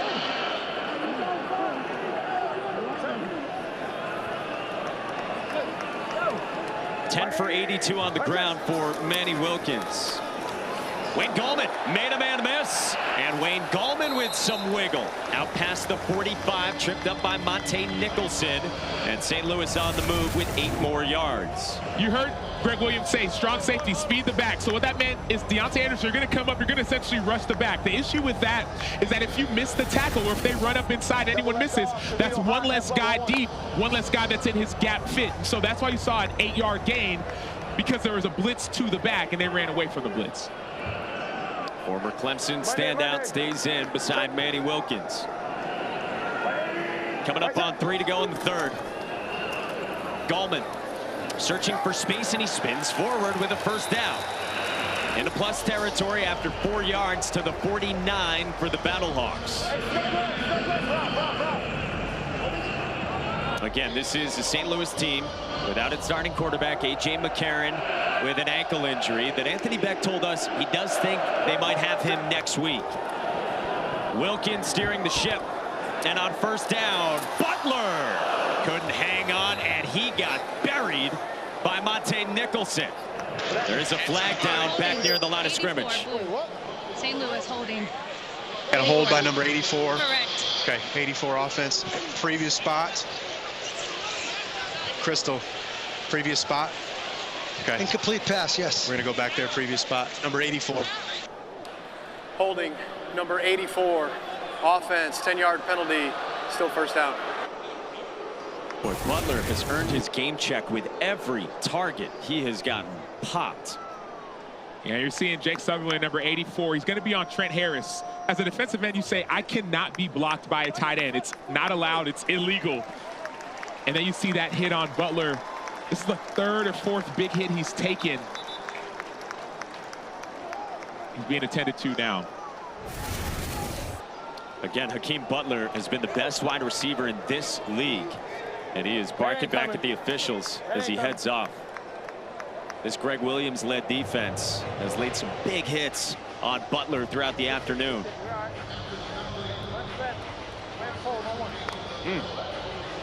Wearing cold. Monday.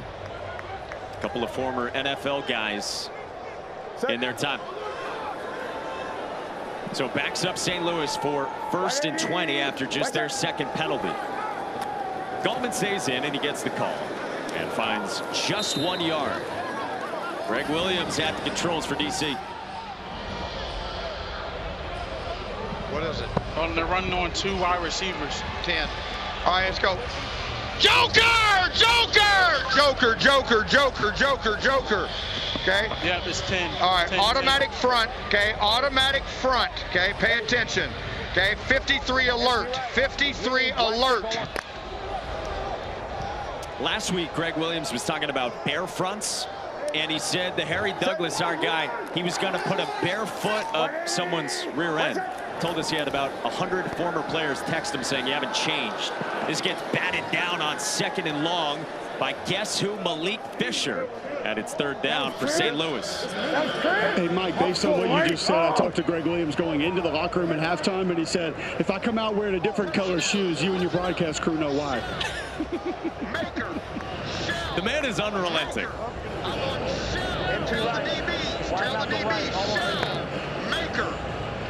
Former Bills head coach from 01 to 03, served as the Browns interim head coach in 2018. Last seen in the NFL in 2020 with the Jets. 3rd and long, and he brings pressure. They got it away on a screen. And moving forward out to midfield, Butler wrapped up at the 49 by Trent Harris after 10, and it's 4th down. 2 things I noticed. I heard Greg Williams say, tell the DB shell. That means, hey, stay deep. But also, Trent Harris was blitzing on that. We talk about in defense, retrace. Hey, that means you're going full speed one way. If it's a screen or the ball's out, retrace your footsteps. That's what Trent Harris did in order to make that tackle about 10 yards downfield. And so even if you're going full speed one way, you got to be able to redirect immediately, because if you don't, that could have been a first down. Trent Harris, who you've called out for his technique a few times in a positive way, former All-ACC player at Miami. Spent time on the Patriots practice squad. Sterling Hofrichter gets a high punt away to a fair catch signaling Chris Rowland at the 11. The United Football League season continues next week in week 9 in a 10-week regular season. Saturday, St. Louis takes on Arlington at noon Eastern on ABC. And then over on Fox, it's Birmingham and San Antonio. High-powered showdown at 3 Eastern. Sunday on Fox, Defenders and Showboats, and then Panthers and Roughnecks, both at 2:30 Eastern. So Reggie Barlow and his team at 3-4 overall, having dropped 3 of their last 4. Down by 3.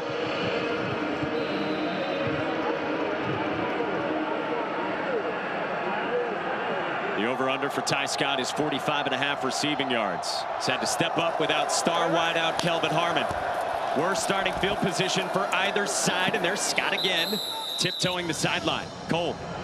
Coach Williams, looks like you went cover 0 on that last play, able to get your defense off the field. Yeah, the last one, and we played a deep shell behind it, and the guys named that one for me. I didn't name it. They named it Widowmaker, so it looked like we're doing a widow drop with another lineman, but all of a sudden now we brought cover 0, and they did a really good job. Now, they did a good job over there in St. Louis, too, on throwing that screen, and our D lineman came out of the pressure and did a great job coming inside out and getting them down for 4th down. You have the same shoes on after halftime. That's good news. Yeah, you know what? And I told you if they were really dirty, I probably stuck them someplace that I didn't need to. And the player, if it was limping, that was the one I stuck it into. Thanks, Coach. All right, you bet. The man is fearless. He knows his brand. By the way, the overhit for Ty Scott. 4th quarter on the way. Come on back to the Lou. Ready?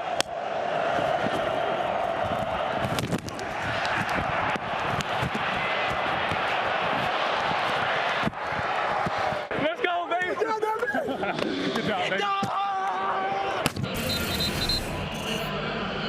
Jordan Ta'amu, who had just 2 Power 5 offers out of junior college, goes to Ole Miss, eventually throws to H.A. Brown and D.K. Metcalf. Has had it going through the air a little bit more than this D.C. team did in a blowout loss in Week 5 against St. Louis. And he's the reigning XFL Offensive Player of the Year from last season, so he knows how to have success. It seems as if the offensive line has kind of found their groove, and he's finding more success this season. Throws a slant that's tipped and picked. Quinterio Cole the takeaway. And St. Louis in business.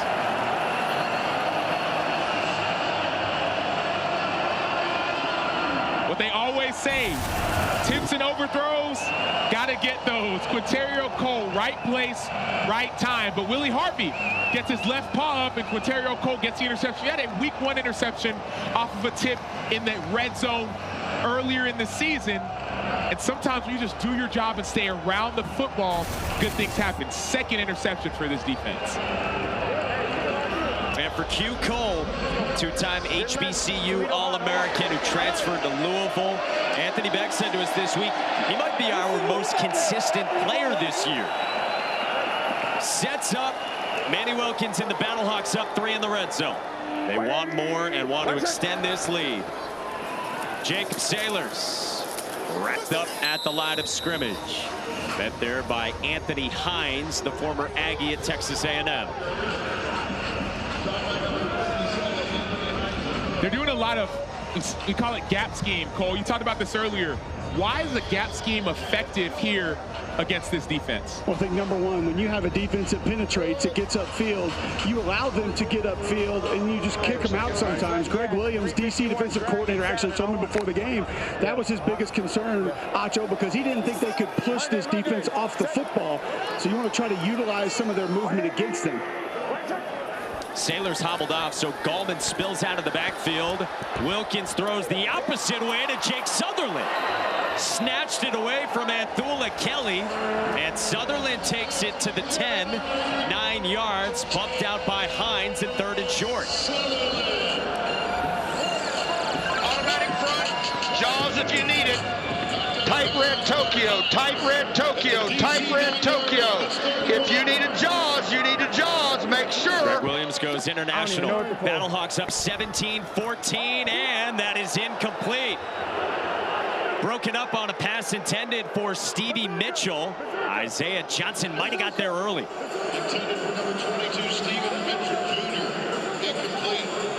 Fourth down. Gonna go tush push here, it appears. And did Hines jump? On 4th down and 1, he might have, and may have gifted St. Louis a first down.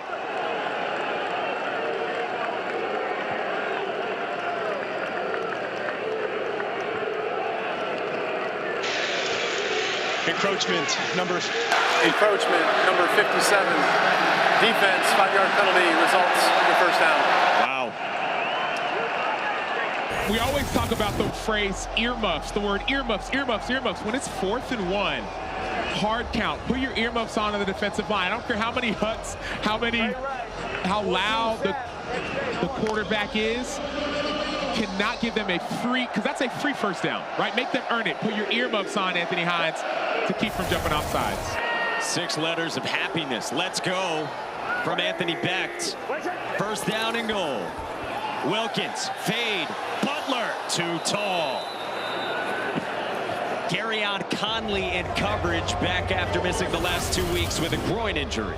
The former first-round pick as well. Look at his technique, his eyes. His eyes are on the ball, and so Conley's got some height as well, so he's high-pointing the ball, not going to get pushed around by the 6'6" receiver. He's been there before. Again, Cole was comparing wingspans with Hakeem Butler pregame. Answer is it was 7-1 or 7-2. Yeah, that's pretty long from Hakeem Butler. You see the anytime TD odds for him. Wilkins steps up, rolls out, legs have been effective, flag down, he hurdled, got popped, and scored! Manny Wilkins goes flying. We will check the marker. 61. 61 with a hold. Result of the play is a touchdown. Yeah, okay. Holding number 61. Offense, 10-yard penalty. Still second down. Mike Panashuk brings back the theatrics of his quarterback, Manny Wilkins. You can feel the energy right now from Wilkins, but let's put our eyes on Panashuk, who's the center, former defensive tackle. You got 2 guys, you don't need a hold right now. The issue happens there. You're not used to a quarterback escaping the pocket. A.J. McCarron usually stays in the pocket. So Manny Wilkins escapes. Panashuk has to let go. It's hard, Cole, because you're trained to stay on the guy. No, you're trying to finish your block, and you don't know which direction your quarterback's leaving the pocket. That was tight. That was close. This is second down and goal from the 14 for the Battlehawks. Pressure coming, low snap, Wilkins fielded it and goes down. 355-pounder TJ Barnes belly flops on Wilkins, and it's 3rd and goal, backed up at the 19. And TJ Barnes let him feel all 355. So you see the edge, the blitz off the edge by Farrod Gardner. He misses the tackle, which is okay, because everyone else is hunting and running towards the ball. Quarterback's going to stay inside. You have to put pressure on him. Acho was right. I think Barnes used Wilkins' face mask to get up off the ground a little bit there. It's a little bit better for Wilkins because Barnes was 420 last year before dropping all that weight. 3rd and goal from the 19. Pressure again, and Wilkins got it away incomplete. Garyon Conley broke it up in coverage against Jamarcus Bradley, and DC gets a huge stand in the red zone, and St. Louis will try a field goal. One thing that stands out about Garyon Conley when you turn on the tape is that he's great in man and he has great eyes. And so 1st-round pick out of Ohio State, 2017 to the Raiders, played with Marshawn Lattimore, but he shut down Tyreek Hill and Antonio Brown in 2018. He had a leg injury, so he's out of football for 4 years. This year is when he finally got a chance to come back. So 37 for Andre Schmidt. You got to look with the Bears in the summer and connects to make it a 6-point lead. Still a long way to go in the fourth. This presentation of the UFL will continue after these messages and a word from our ABC stations.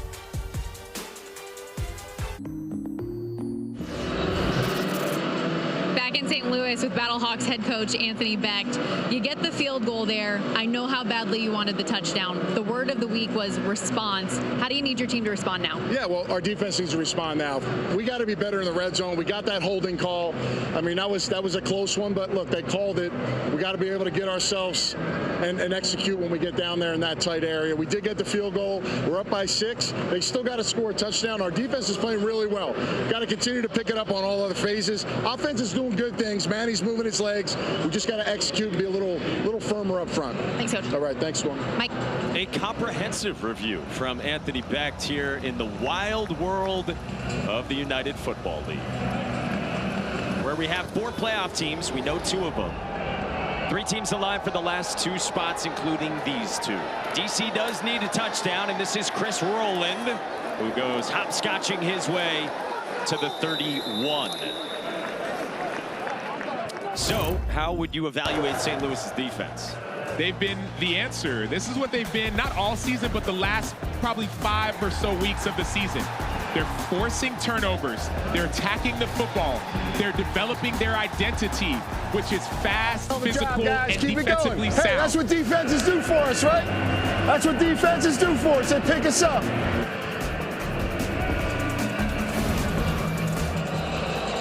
Offensive guy respecting his defense, led by Donnie Abraham. Total was 44. We're at 34. You see 11 points needed for the over. Jordan Ta'amu hands it off to the former D2 running back Darius Higgins, who got met by Drayvon Askew Henry after just 1. Higgins hobbles off.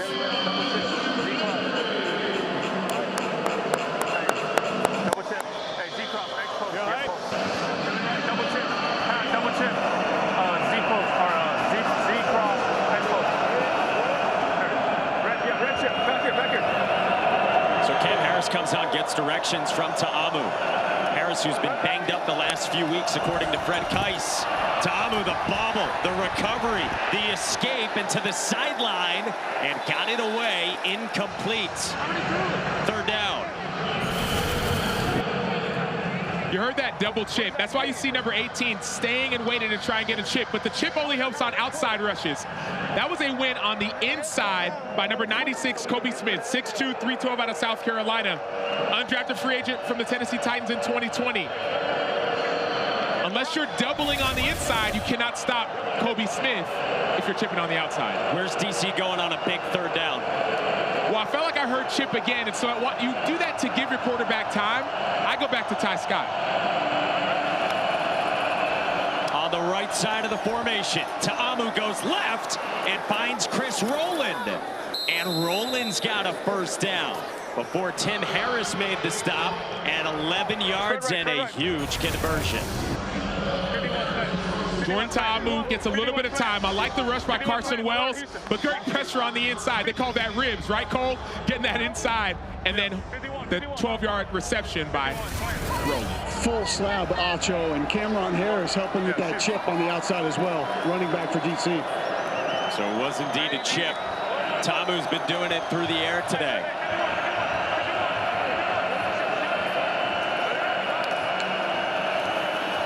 Ta'amu, quick release into coverage and dangerous for Kiki Cutie, and Mike Rose got a paw on it.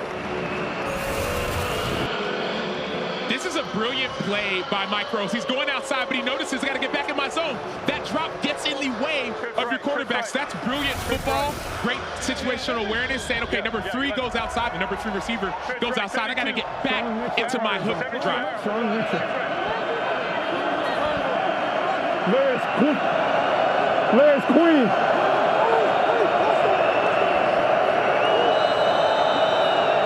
Play clock winding down on DC, who's got to burn a timeout. DC has called their first charge timeout of the 2nd half. Timeout on the field. First one used by Reggie Barlow. Backs against the wall, getting late in this regular season. In the UFL, this is week 8 of 10. Birmingham undefeated, best team in the league. They're in. Battlehawks get in with a win here. They've got the lead by 6. Brahmas are next up against Arlington. They have the same record right now as St. Louis. And if they win and DC loses, then DC is eliminated. Cole, what you see on Pita Daumoipenu pass rushing for St. Louis?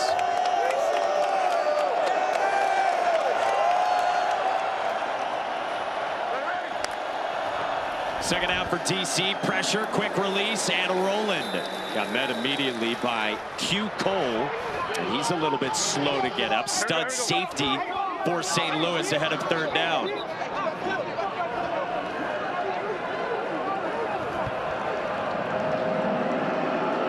Could feel that the chippiness and the history of these two teams based off of last year and earlier this season.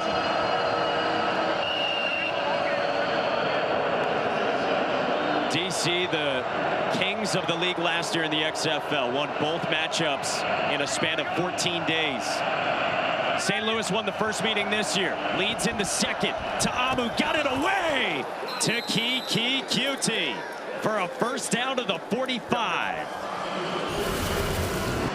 That was a perfectly placed ball on the inside number of Kiki Cutie. Why does that matter? Tim Harris is on the outside, Mike Rose on the inside. If you can get it before Mike Rose gets out there, then you'll get your first down. So another foot outside, PBU, another foot inside, incomplete. Perfectly placed ball by the reigning XFL Offensive Player of the Year. And to Cutie, who had some great years with the Texans.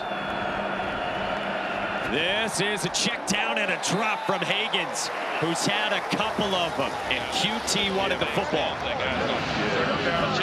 He's checking out late. Something quick right here. We go gun dart here for this screen. They try to run a back screen to the back. We got 11 personnel. 11 personnel. Hey, it's a good call, folks. Gun dart 51. Gun dart 51. Do you want to go dime or you want to go? No. What are we in now? We're in dime. So the safety got to come down. That's all I'm telling you. Yeah. All right, safety to the back, right? Back and forth between Donnie Abraham and his captain of the defense, Mike Rose. And QT went over to Ta'amu, said, you need a bailout, come to me. Ta'amu went that way and incomplete. So QT calling for it, had a chance, but Drayvon Askew Henry forces third down.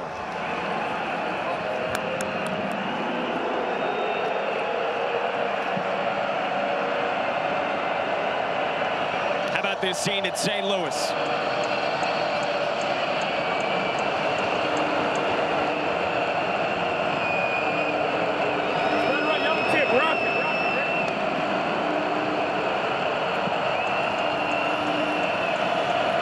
Taste buds starting to feel the playoffs for the Battlehawks. Third down, Jordan Ta'amu steps up, tucks it. Ta'amu searching and diving toward the 35, about a yard shy. It'll bring up fourth down and 1, coming up on 6 minutes to go. This is what makes him dangerous, using his legs. He did this back in college, and he's a little bit short, but get enough to put him in fourth and go for it. They give it to Darius Higgins up the middle with a first down, and spinning to the 20. Darius Higgins moves the chains. DC picks up 16, down by 6. I could heard Ta'amu when he handed the ball off said, go get it. Great block by Alex Ellis coming and kicking out Travis Feeney. And Darius Higgins does the rest. 5'11", 207, signed with the Steelers, undrafted free agent in 2023. Played last preseason. Acho, it didn't look like that Battlehawks front was set on that last play. Hurry up can do that to you. And now Quinterio Cole is down for St. Louis. Anthony Beck told us Cole has been everything as advertised. A guy they targeted high in the draft and has oozed consistency this season. We talked to their defensive coordinator, Donnie Abraham, and he said that the safeties are asked to do a lot in this defense. They're asked to disguise, they're asked to cover, they're asked to cover receivers. And now we've seen them not only make big-time tackles, but have big-time interceptions. And so, depending on how long he's out for, it could be a big-time loss because of how much pressure is put on safeties to communicate in the back end. And remember, too, as we come down the stretch here, you can't kick an extra point in the UFL after a touchdown. So you got to go for a conversion from either the 2, the 5, or the 10-yard line. And overall, league-wide, just a 42% conversion rate. DC's got first down and 10 for Jordan Ta'amu. From the 20, here's pressure. Ta'amu got rid of it to Smith, who gets submarined by Keelan Kennedy out near the 16 after 3 yards. So you see the big-time blitz, big-time pressure. That means the ball has to come out. Keelan Kennedy just got in the game because of the injury. Well, he has his eyes on the quarterback. You have to cut off that receiver. Great low tackle by Keelan Kennedy. 12th play of this defender's drive with 5 to go. Ta'amu, sideline, got it to Scott. Touchdown. This game is tied in the 4th. A silencer from Ty Scott in St. Louis. Ty Scott became the go-to receiver, especially after some injuries. Well, look at this route. Just a simple out route. Perfectly placed ball, gets it in the end zone.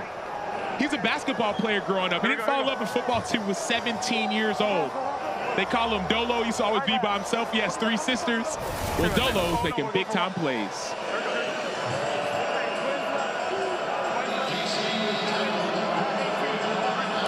Remember, you cannot kick it. These are the success rates on 1, 2, or 3. Overall, 42% success rate. DC goes for 1 in the lead from the 2. On a rollout, Ta'amu floats it. End zone! And caught! Caden Smith hangs on to it. And there's a couple of markers down in the back of the end zone.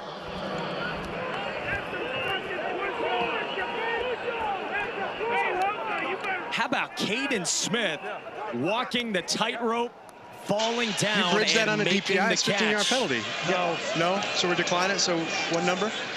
29, and an extra, or the try is good. Pass interference, defense number 29. That penalty's declined. Extra point is good. Wow. DC's got the lead. Caden Smith, the 6'5", 249-pound tight end out of Stanford, drafted in the 6th round in 2019, a finalist for the Mackey Award in 2018. Look at his eyes and his hands and his concentration to get both feet down despite the defensive pass interference. On a day without DC's top wideout, Kelvin Harmon. The run game stepped up early, and now the tight ends have delivered some huge plays in the end zone for the defenders. Alex Ellis, Caden Smith, Ty Scott, Chris Rowland. Yep. Everyone's getting their hand involved in this offense, and now DC, who hasn't had the season they would have hoped so far, has a lead on the 5-2 Battlehawks.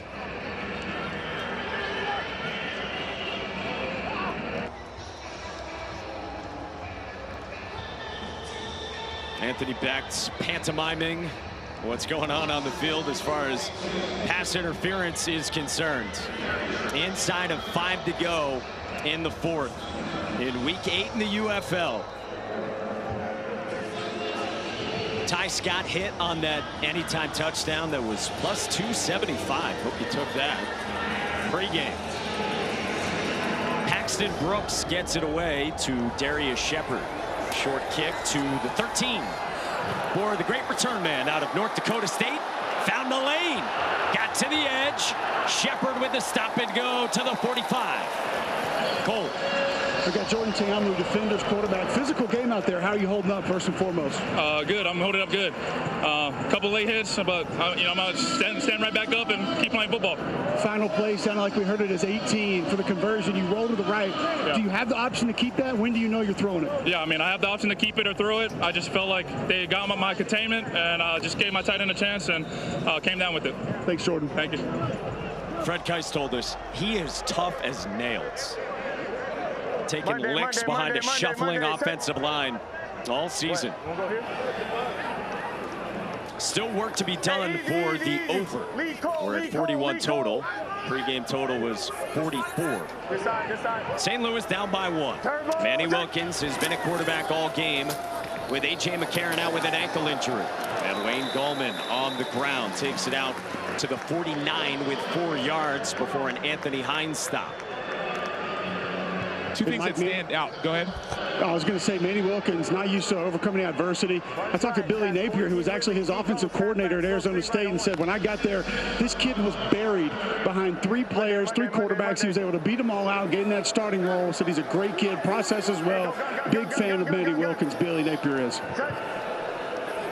Described to us as a cool cat.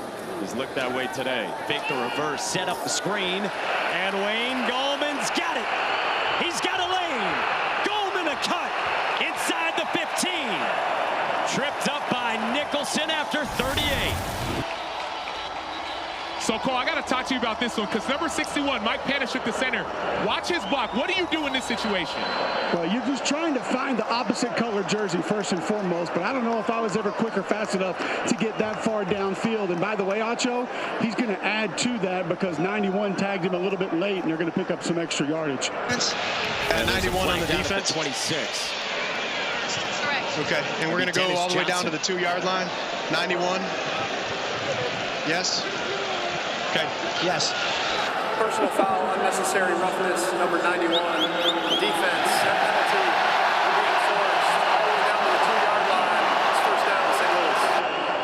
In the UFL, full yardage gets enforced up until the 2-yard line. So this is enforced very differently in this league, and St. Louis is on the doorstep of 6. Costly penalties for DC. They jumped on a 4th down, and then that after the big gainer to Gallman. And despite it all, through it all, Manny Wilkins has been just as advertised. Calm, cool, collected. He was so hungry for this chance. First and goal, Gallman spins out of a tackle and takes it down toward the 2, maybe a loss of a yard. Monte Nicholson involved for the defenders. So you start thinking about the clock as well. Inside of 3.5 to go. If St. Louis punches this in any way, obviously takes the lead. And DC, what would they have left over? Exactly. The clock continues to run, and Anthony Becht always talked about, man, I focus on the details. I focus on the little things. And so you want to try and get some of this clock down so you don't give DC really any time to get the ball and go. We don't have any O to L. I can't. Dean Blandino might have been trying to stop things. Instead, it's Gallman up the middle. Stood up and marched shy. Inside the 1, Gallman is stopped.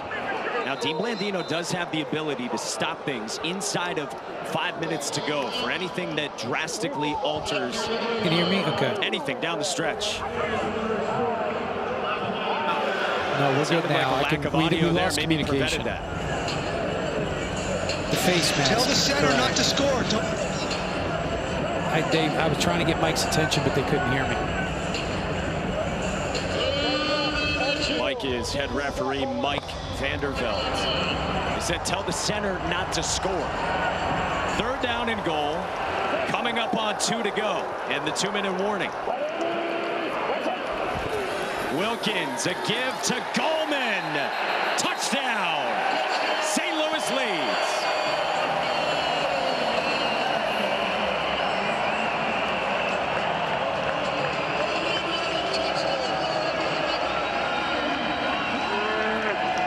Gallman is a national champion. He played at Clemson in 2017. He won a national championship for them, and it's almost like this patience and this burst. You see this with Le'Veon Bell a little bit, especially when he was in his heyday. He'd be patient, then he would burst. Wayne Gallman, 4th-round pick to the New York Giants, has this sense of patience to his game, but this explosivity that always shows up.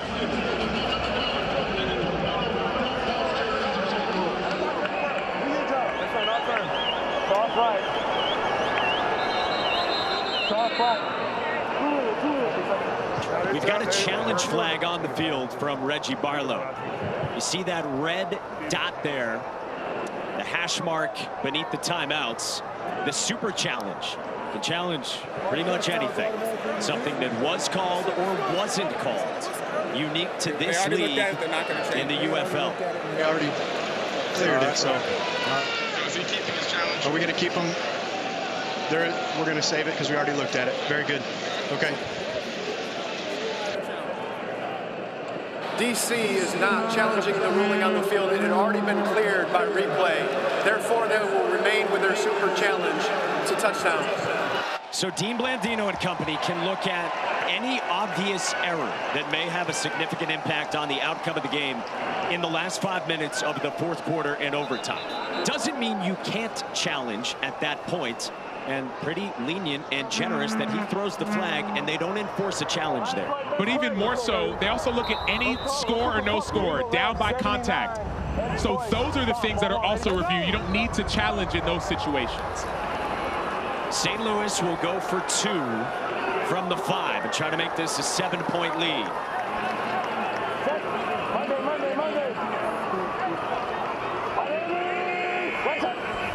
There's Manny Wilkins. Pressure. Takes off. Wilkins upfield, and he is short. Met by Anthony Hines to keep this a 5-point game, and a touchdown would give DC the lead after Wayne Gallman plunges in. This presentation of the UFL will continue after these messages and a word from our ABC stations. Okay. Wayne Gallman has had his fingerprints all over this game for St. Louis. And he's doing the little things. He's showing the blitz and then getting and making the tackle. He's patient in the run game, in the receiving game. He's catching the screen, being patient as well, getting extra yardage. Wayne Gallman is showing why he was a 4th-round pick in the NFL and had the career that he did. Good job, Wayne. Way to run the ball.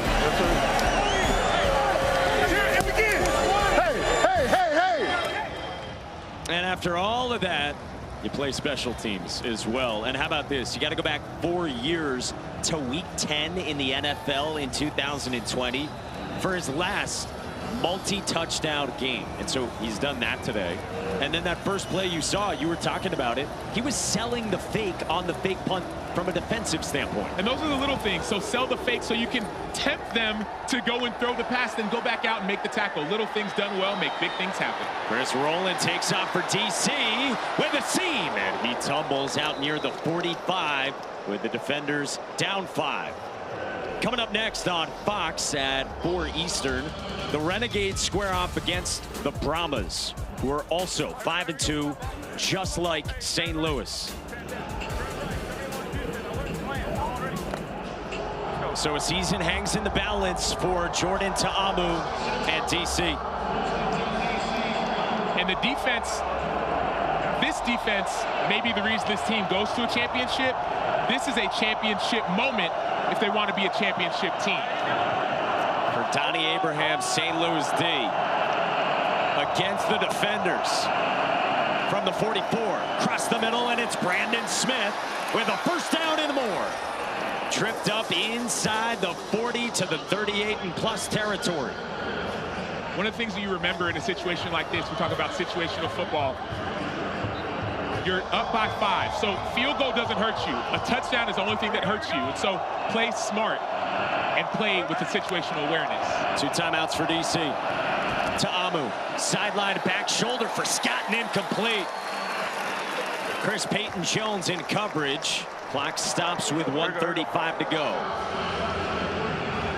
Now, because of the extra points being what they are in the UFL, you get all different margins. We haven't had an overtime game in the league through 8 weeks. Let's go spread left Sonic, 50 high. 1.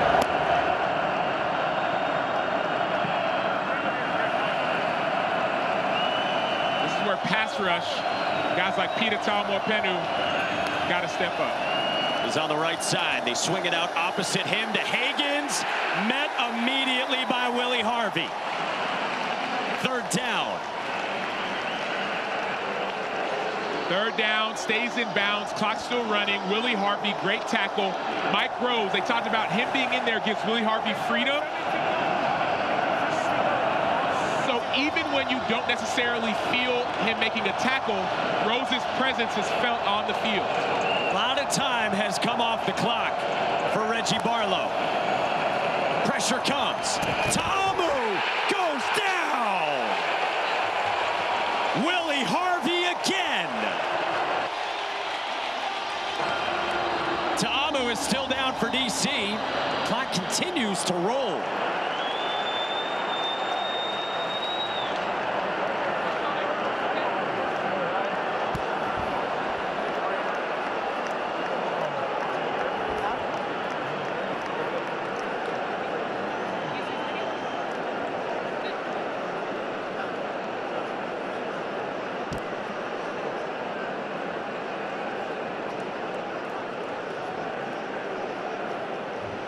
Jordan Ta'amu's been under siege this season. And DC had taken the football all the way to the 38, well within the range of Matt McCrane.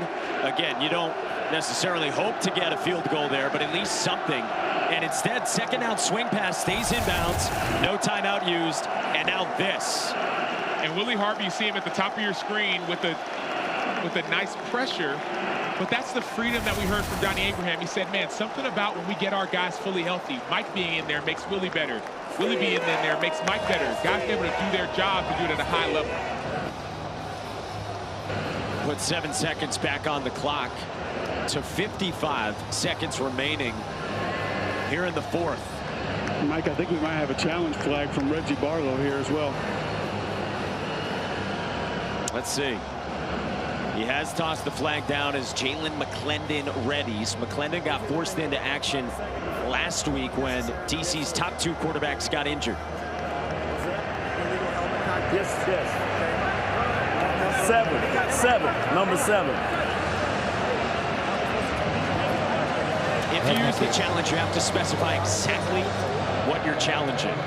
And it sounds like illegal helmet contact. Senior looking at this inside too, right? The rush end. He has his challenge. He's going to challenge it. We're going through with the review. Okay. This is his challenge. And we're going with illegal helmet contact, unnecessary roughness. So we could also consider this roughing the passer, That's right? what I'm looking at, potential roughing the passer. That's what we're reviewing. Yep. All right. So I'm on the near cart. 51 is clean. 51 head is up. He wraps. There's no issues on 51. I'm looking at the second defender who comes in, and really, I don't see any contact to the head neck area. I'm looking at possible shoulder up into the upper chest, but I don't see direct contact to the head neck area. I'm going to see if there's something else on my end zone shot. He's not. Okay, my end zone shot, again, I just see the quarterback being sandwiched. I don't see a direct blow to the head neck area.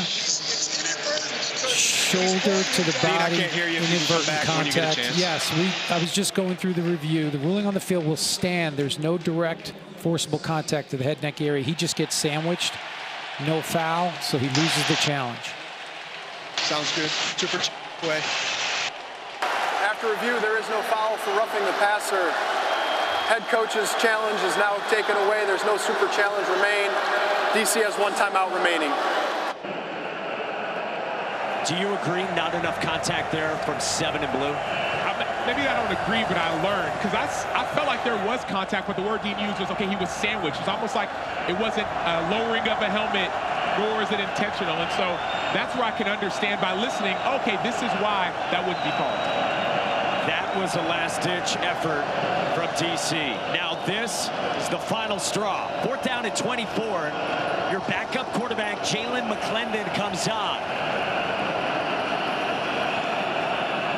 Trying to save a season. McClendon steps up, rolls out, and throws short of the sticks. Ellis with a lateral to Rowland. Ball alive, and McClendon falls on it near the sideline. St. Louis gets the stop and is on its way to the playoffs.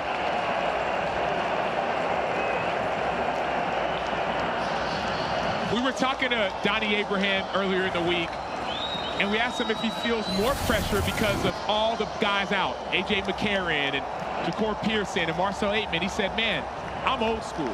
I've always believed that defense wins championships. Drayvon Askew-Henry out of Aliquippa, the same school that Darrelle Revis went to, the same school that Mike Ditka went to, Ty Law went to, the same high school as 3 NFL Hall of Famers. The only high school in America to have that much talent as far as Hall of Fame goes. And he's made a few big plays. This defense stepped up in a big-time moment. And St. Louis is about to punch a ticket to the playoffs. You called it championship moments. The defense delivers and backs up what the backup quarterback, Manny Wilkins, did today for the offense in his first start in 6 years. And more than moment, Mike, this is championship DNA. This is the stuff of champions. Not even the fact that guys are injured or not, but early in the season, Donnie Abraham was saying, man, our defensive guys, we have to get better. We have to be more accountable, more responsible. Guys want to go to the next level, play like you're in the next level. And what's happened is we've seen that over the last several weeks. Big-time interceptions, big-time hurries, pressures, hits, tackles, all the little details that Anthony Beck talked about are being done at a high level. St. Louis last year in the XFL went 7-3, tied for the second-best record. But DC stood in their way. Anthony Beck said it wasn't good enough to get in. Stormy. Coach, we talked a lot about response. Every step of the way, your team stepped up in the big moments. How impressed were you with the way they closed this thing out? Yeah, you know, I love these guys. They do rise up. You know, when we're about our backs against the wall, that's when they find a way. We found the way today.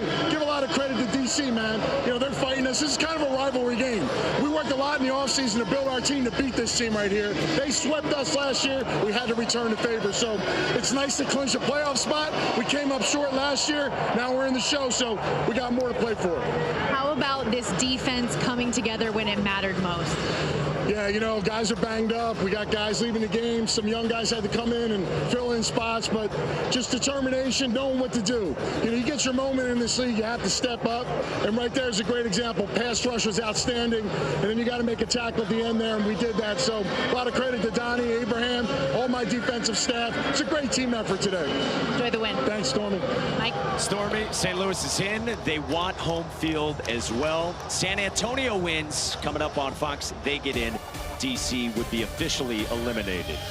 For Sam Acho, Cole Kublik, and Stormy Bonantoni, and our entire crew behind the scenes, led by producer Chris Damiani and director Chuck Ciccarello, Mike Monaco saying so long from St. Louis after a Battlehawks win.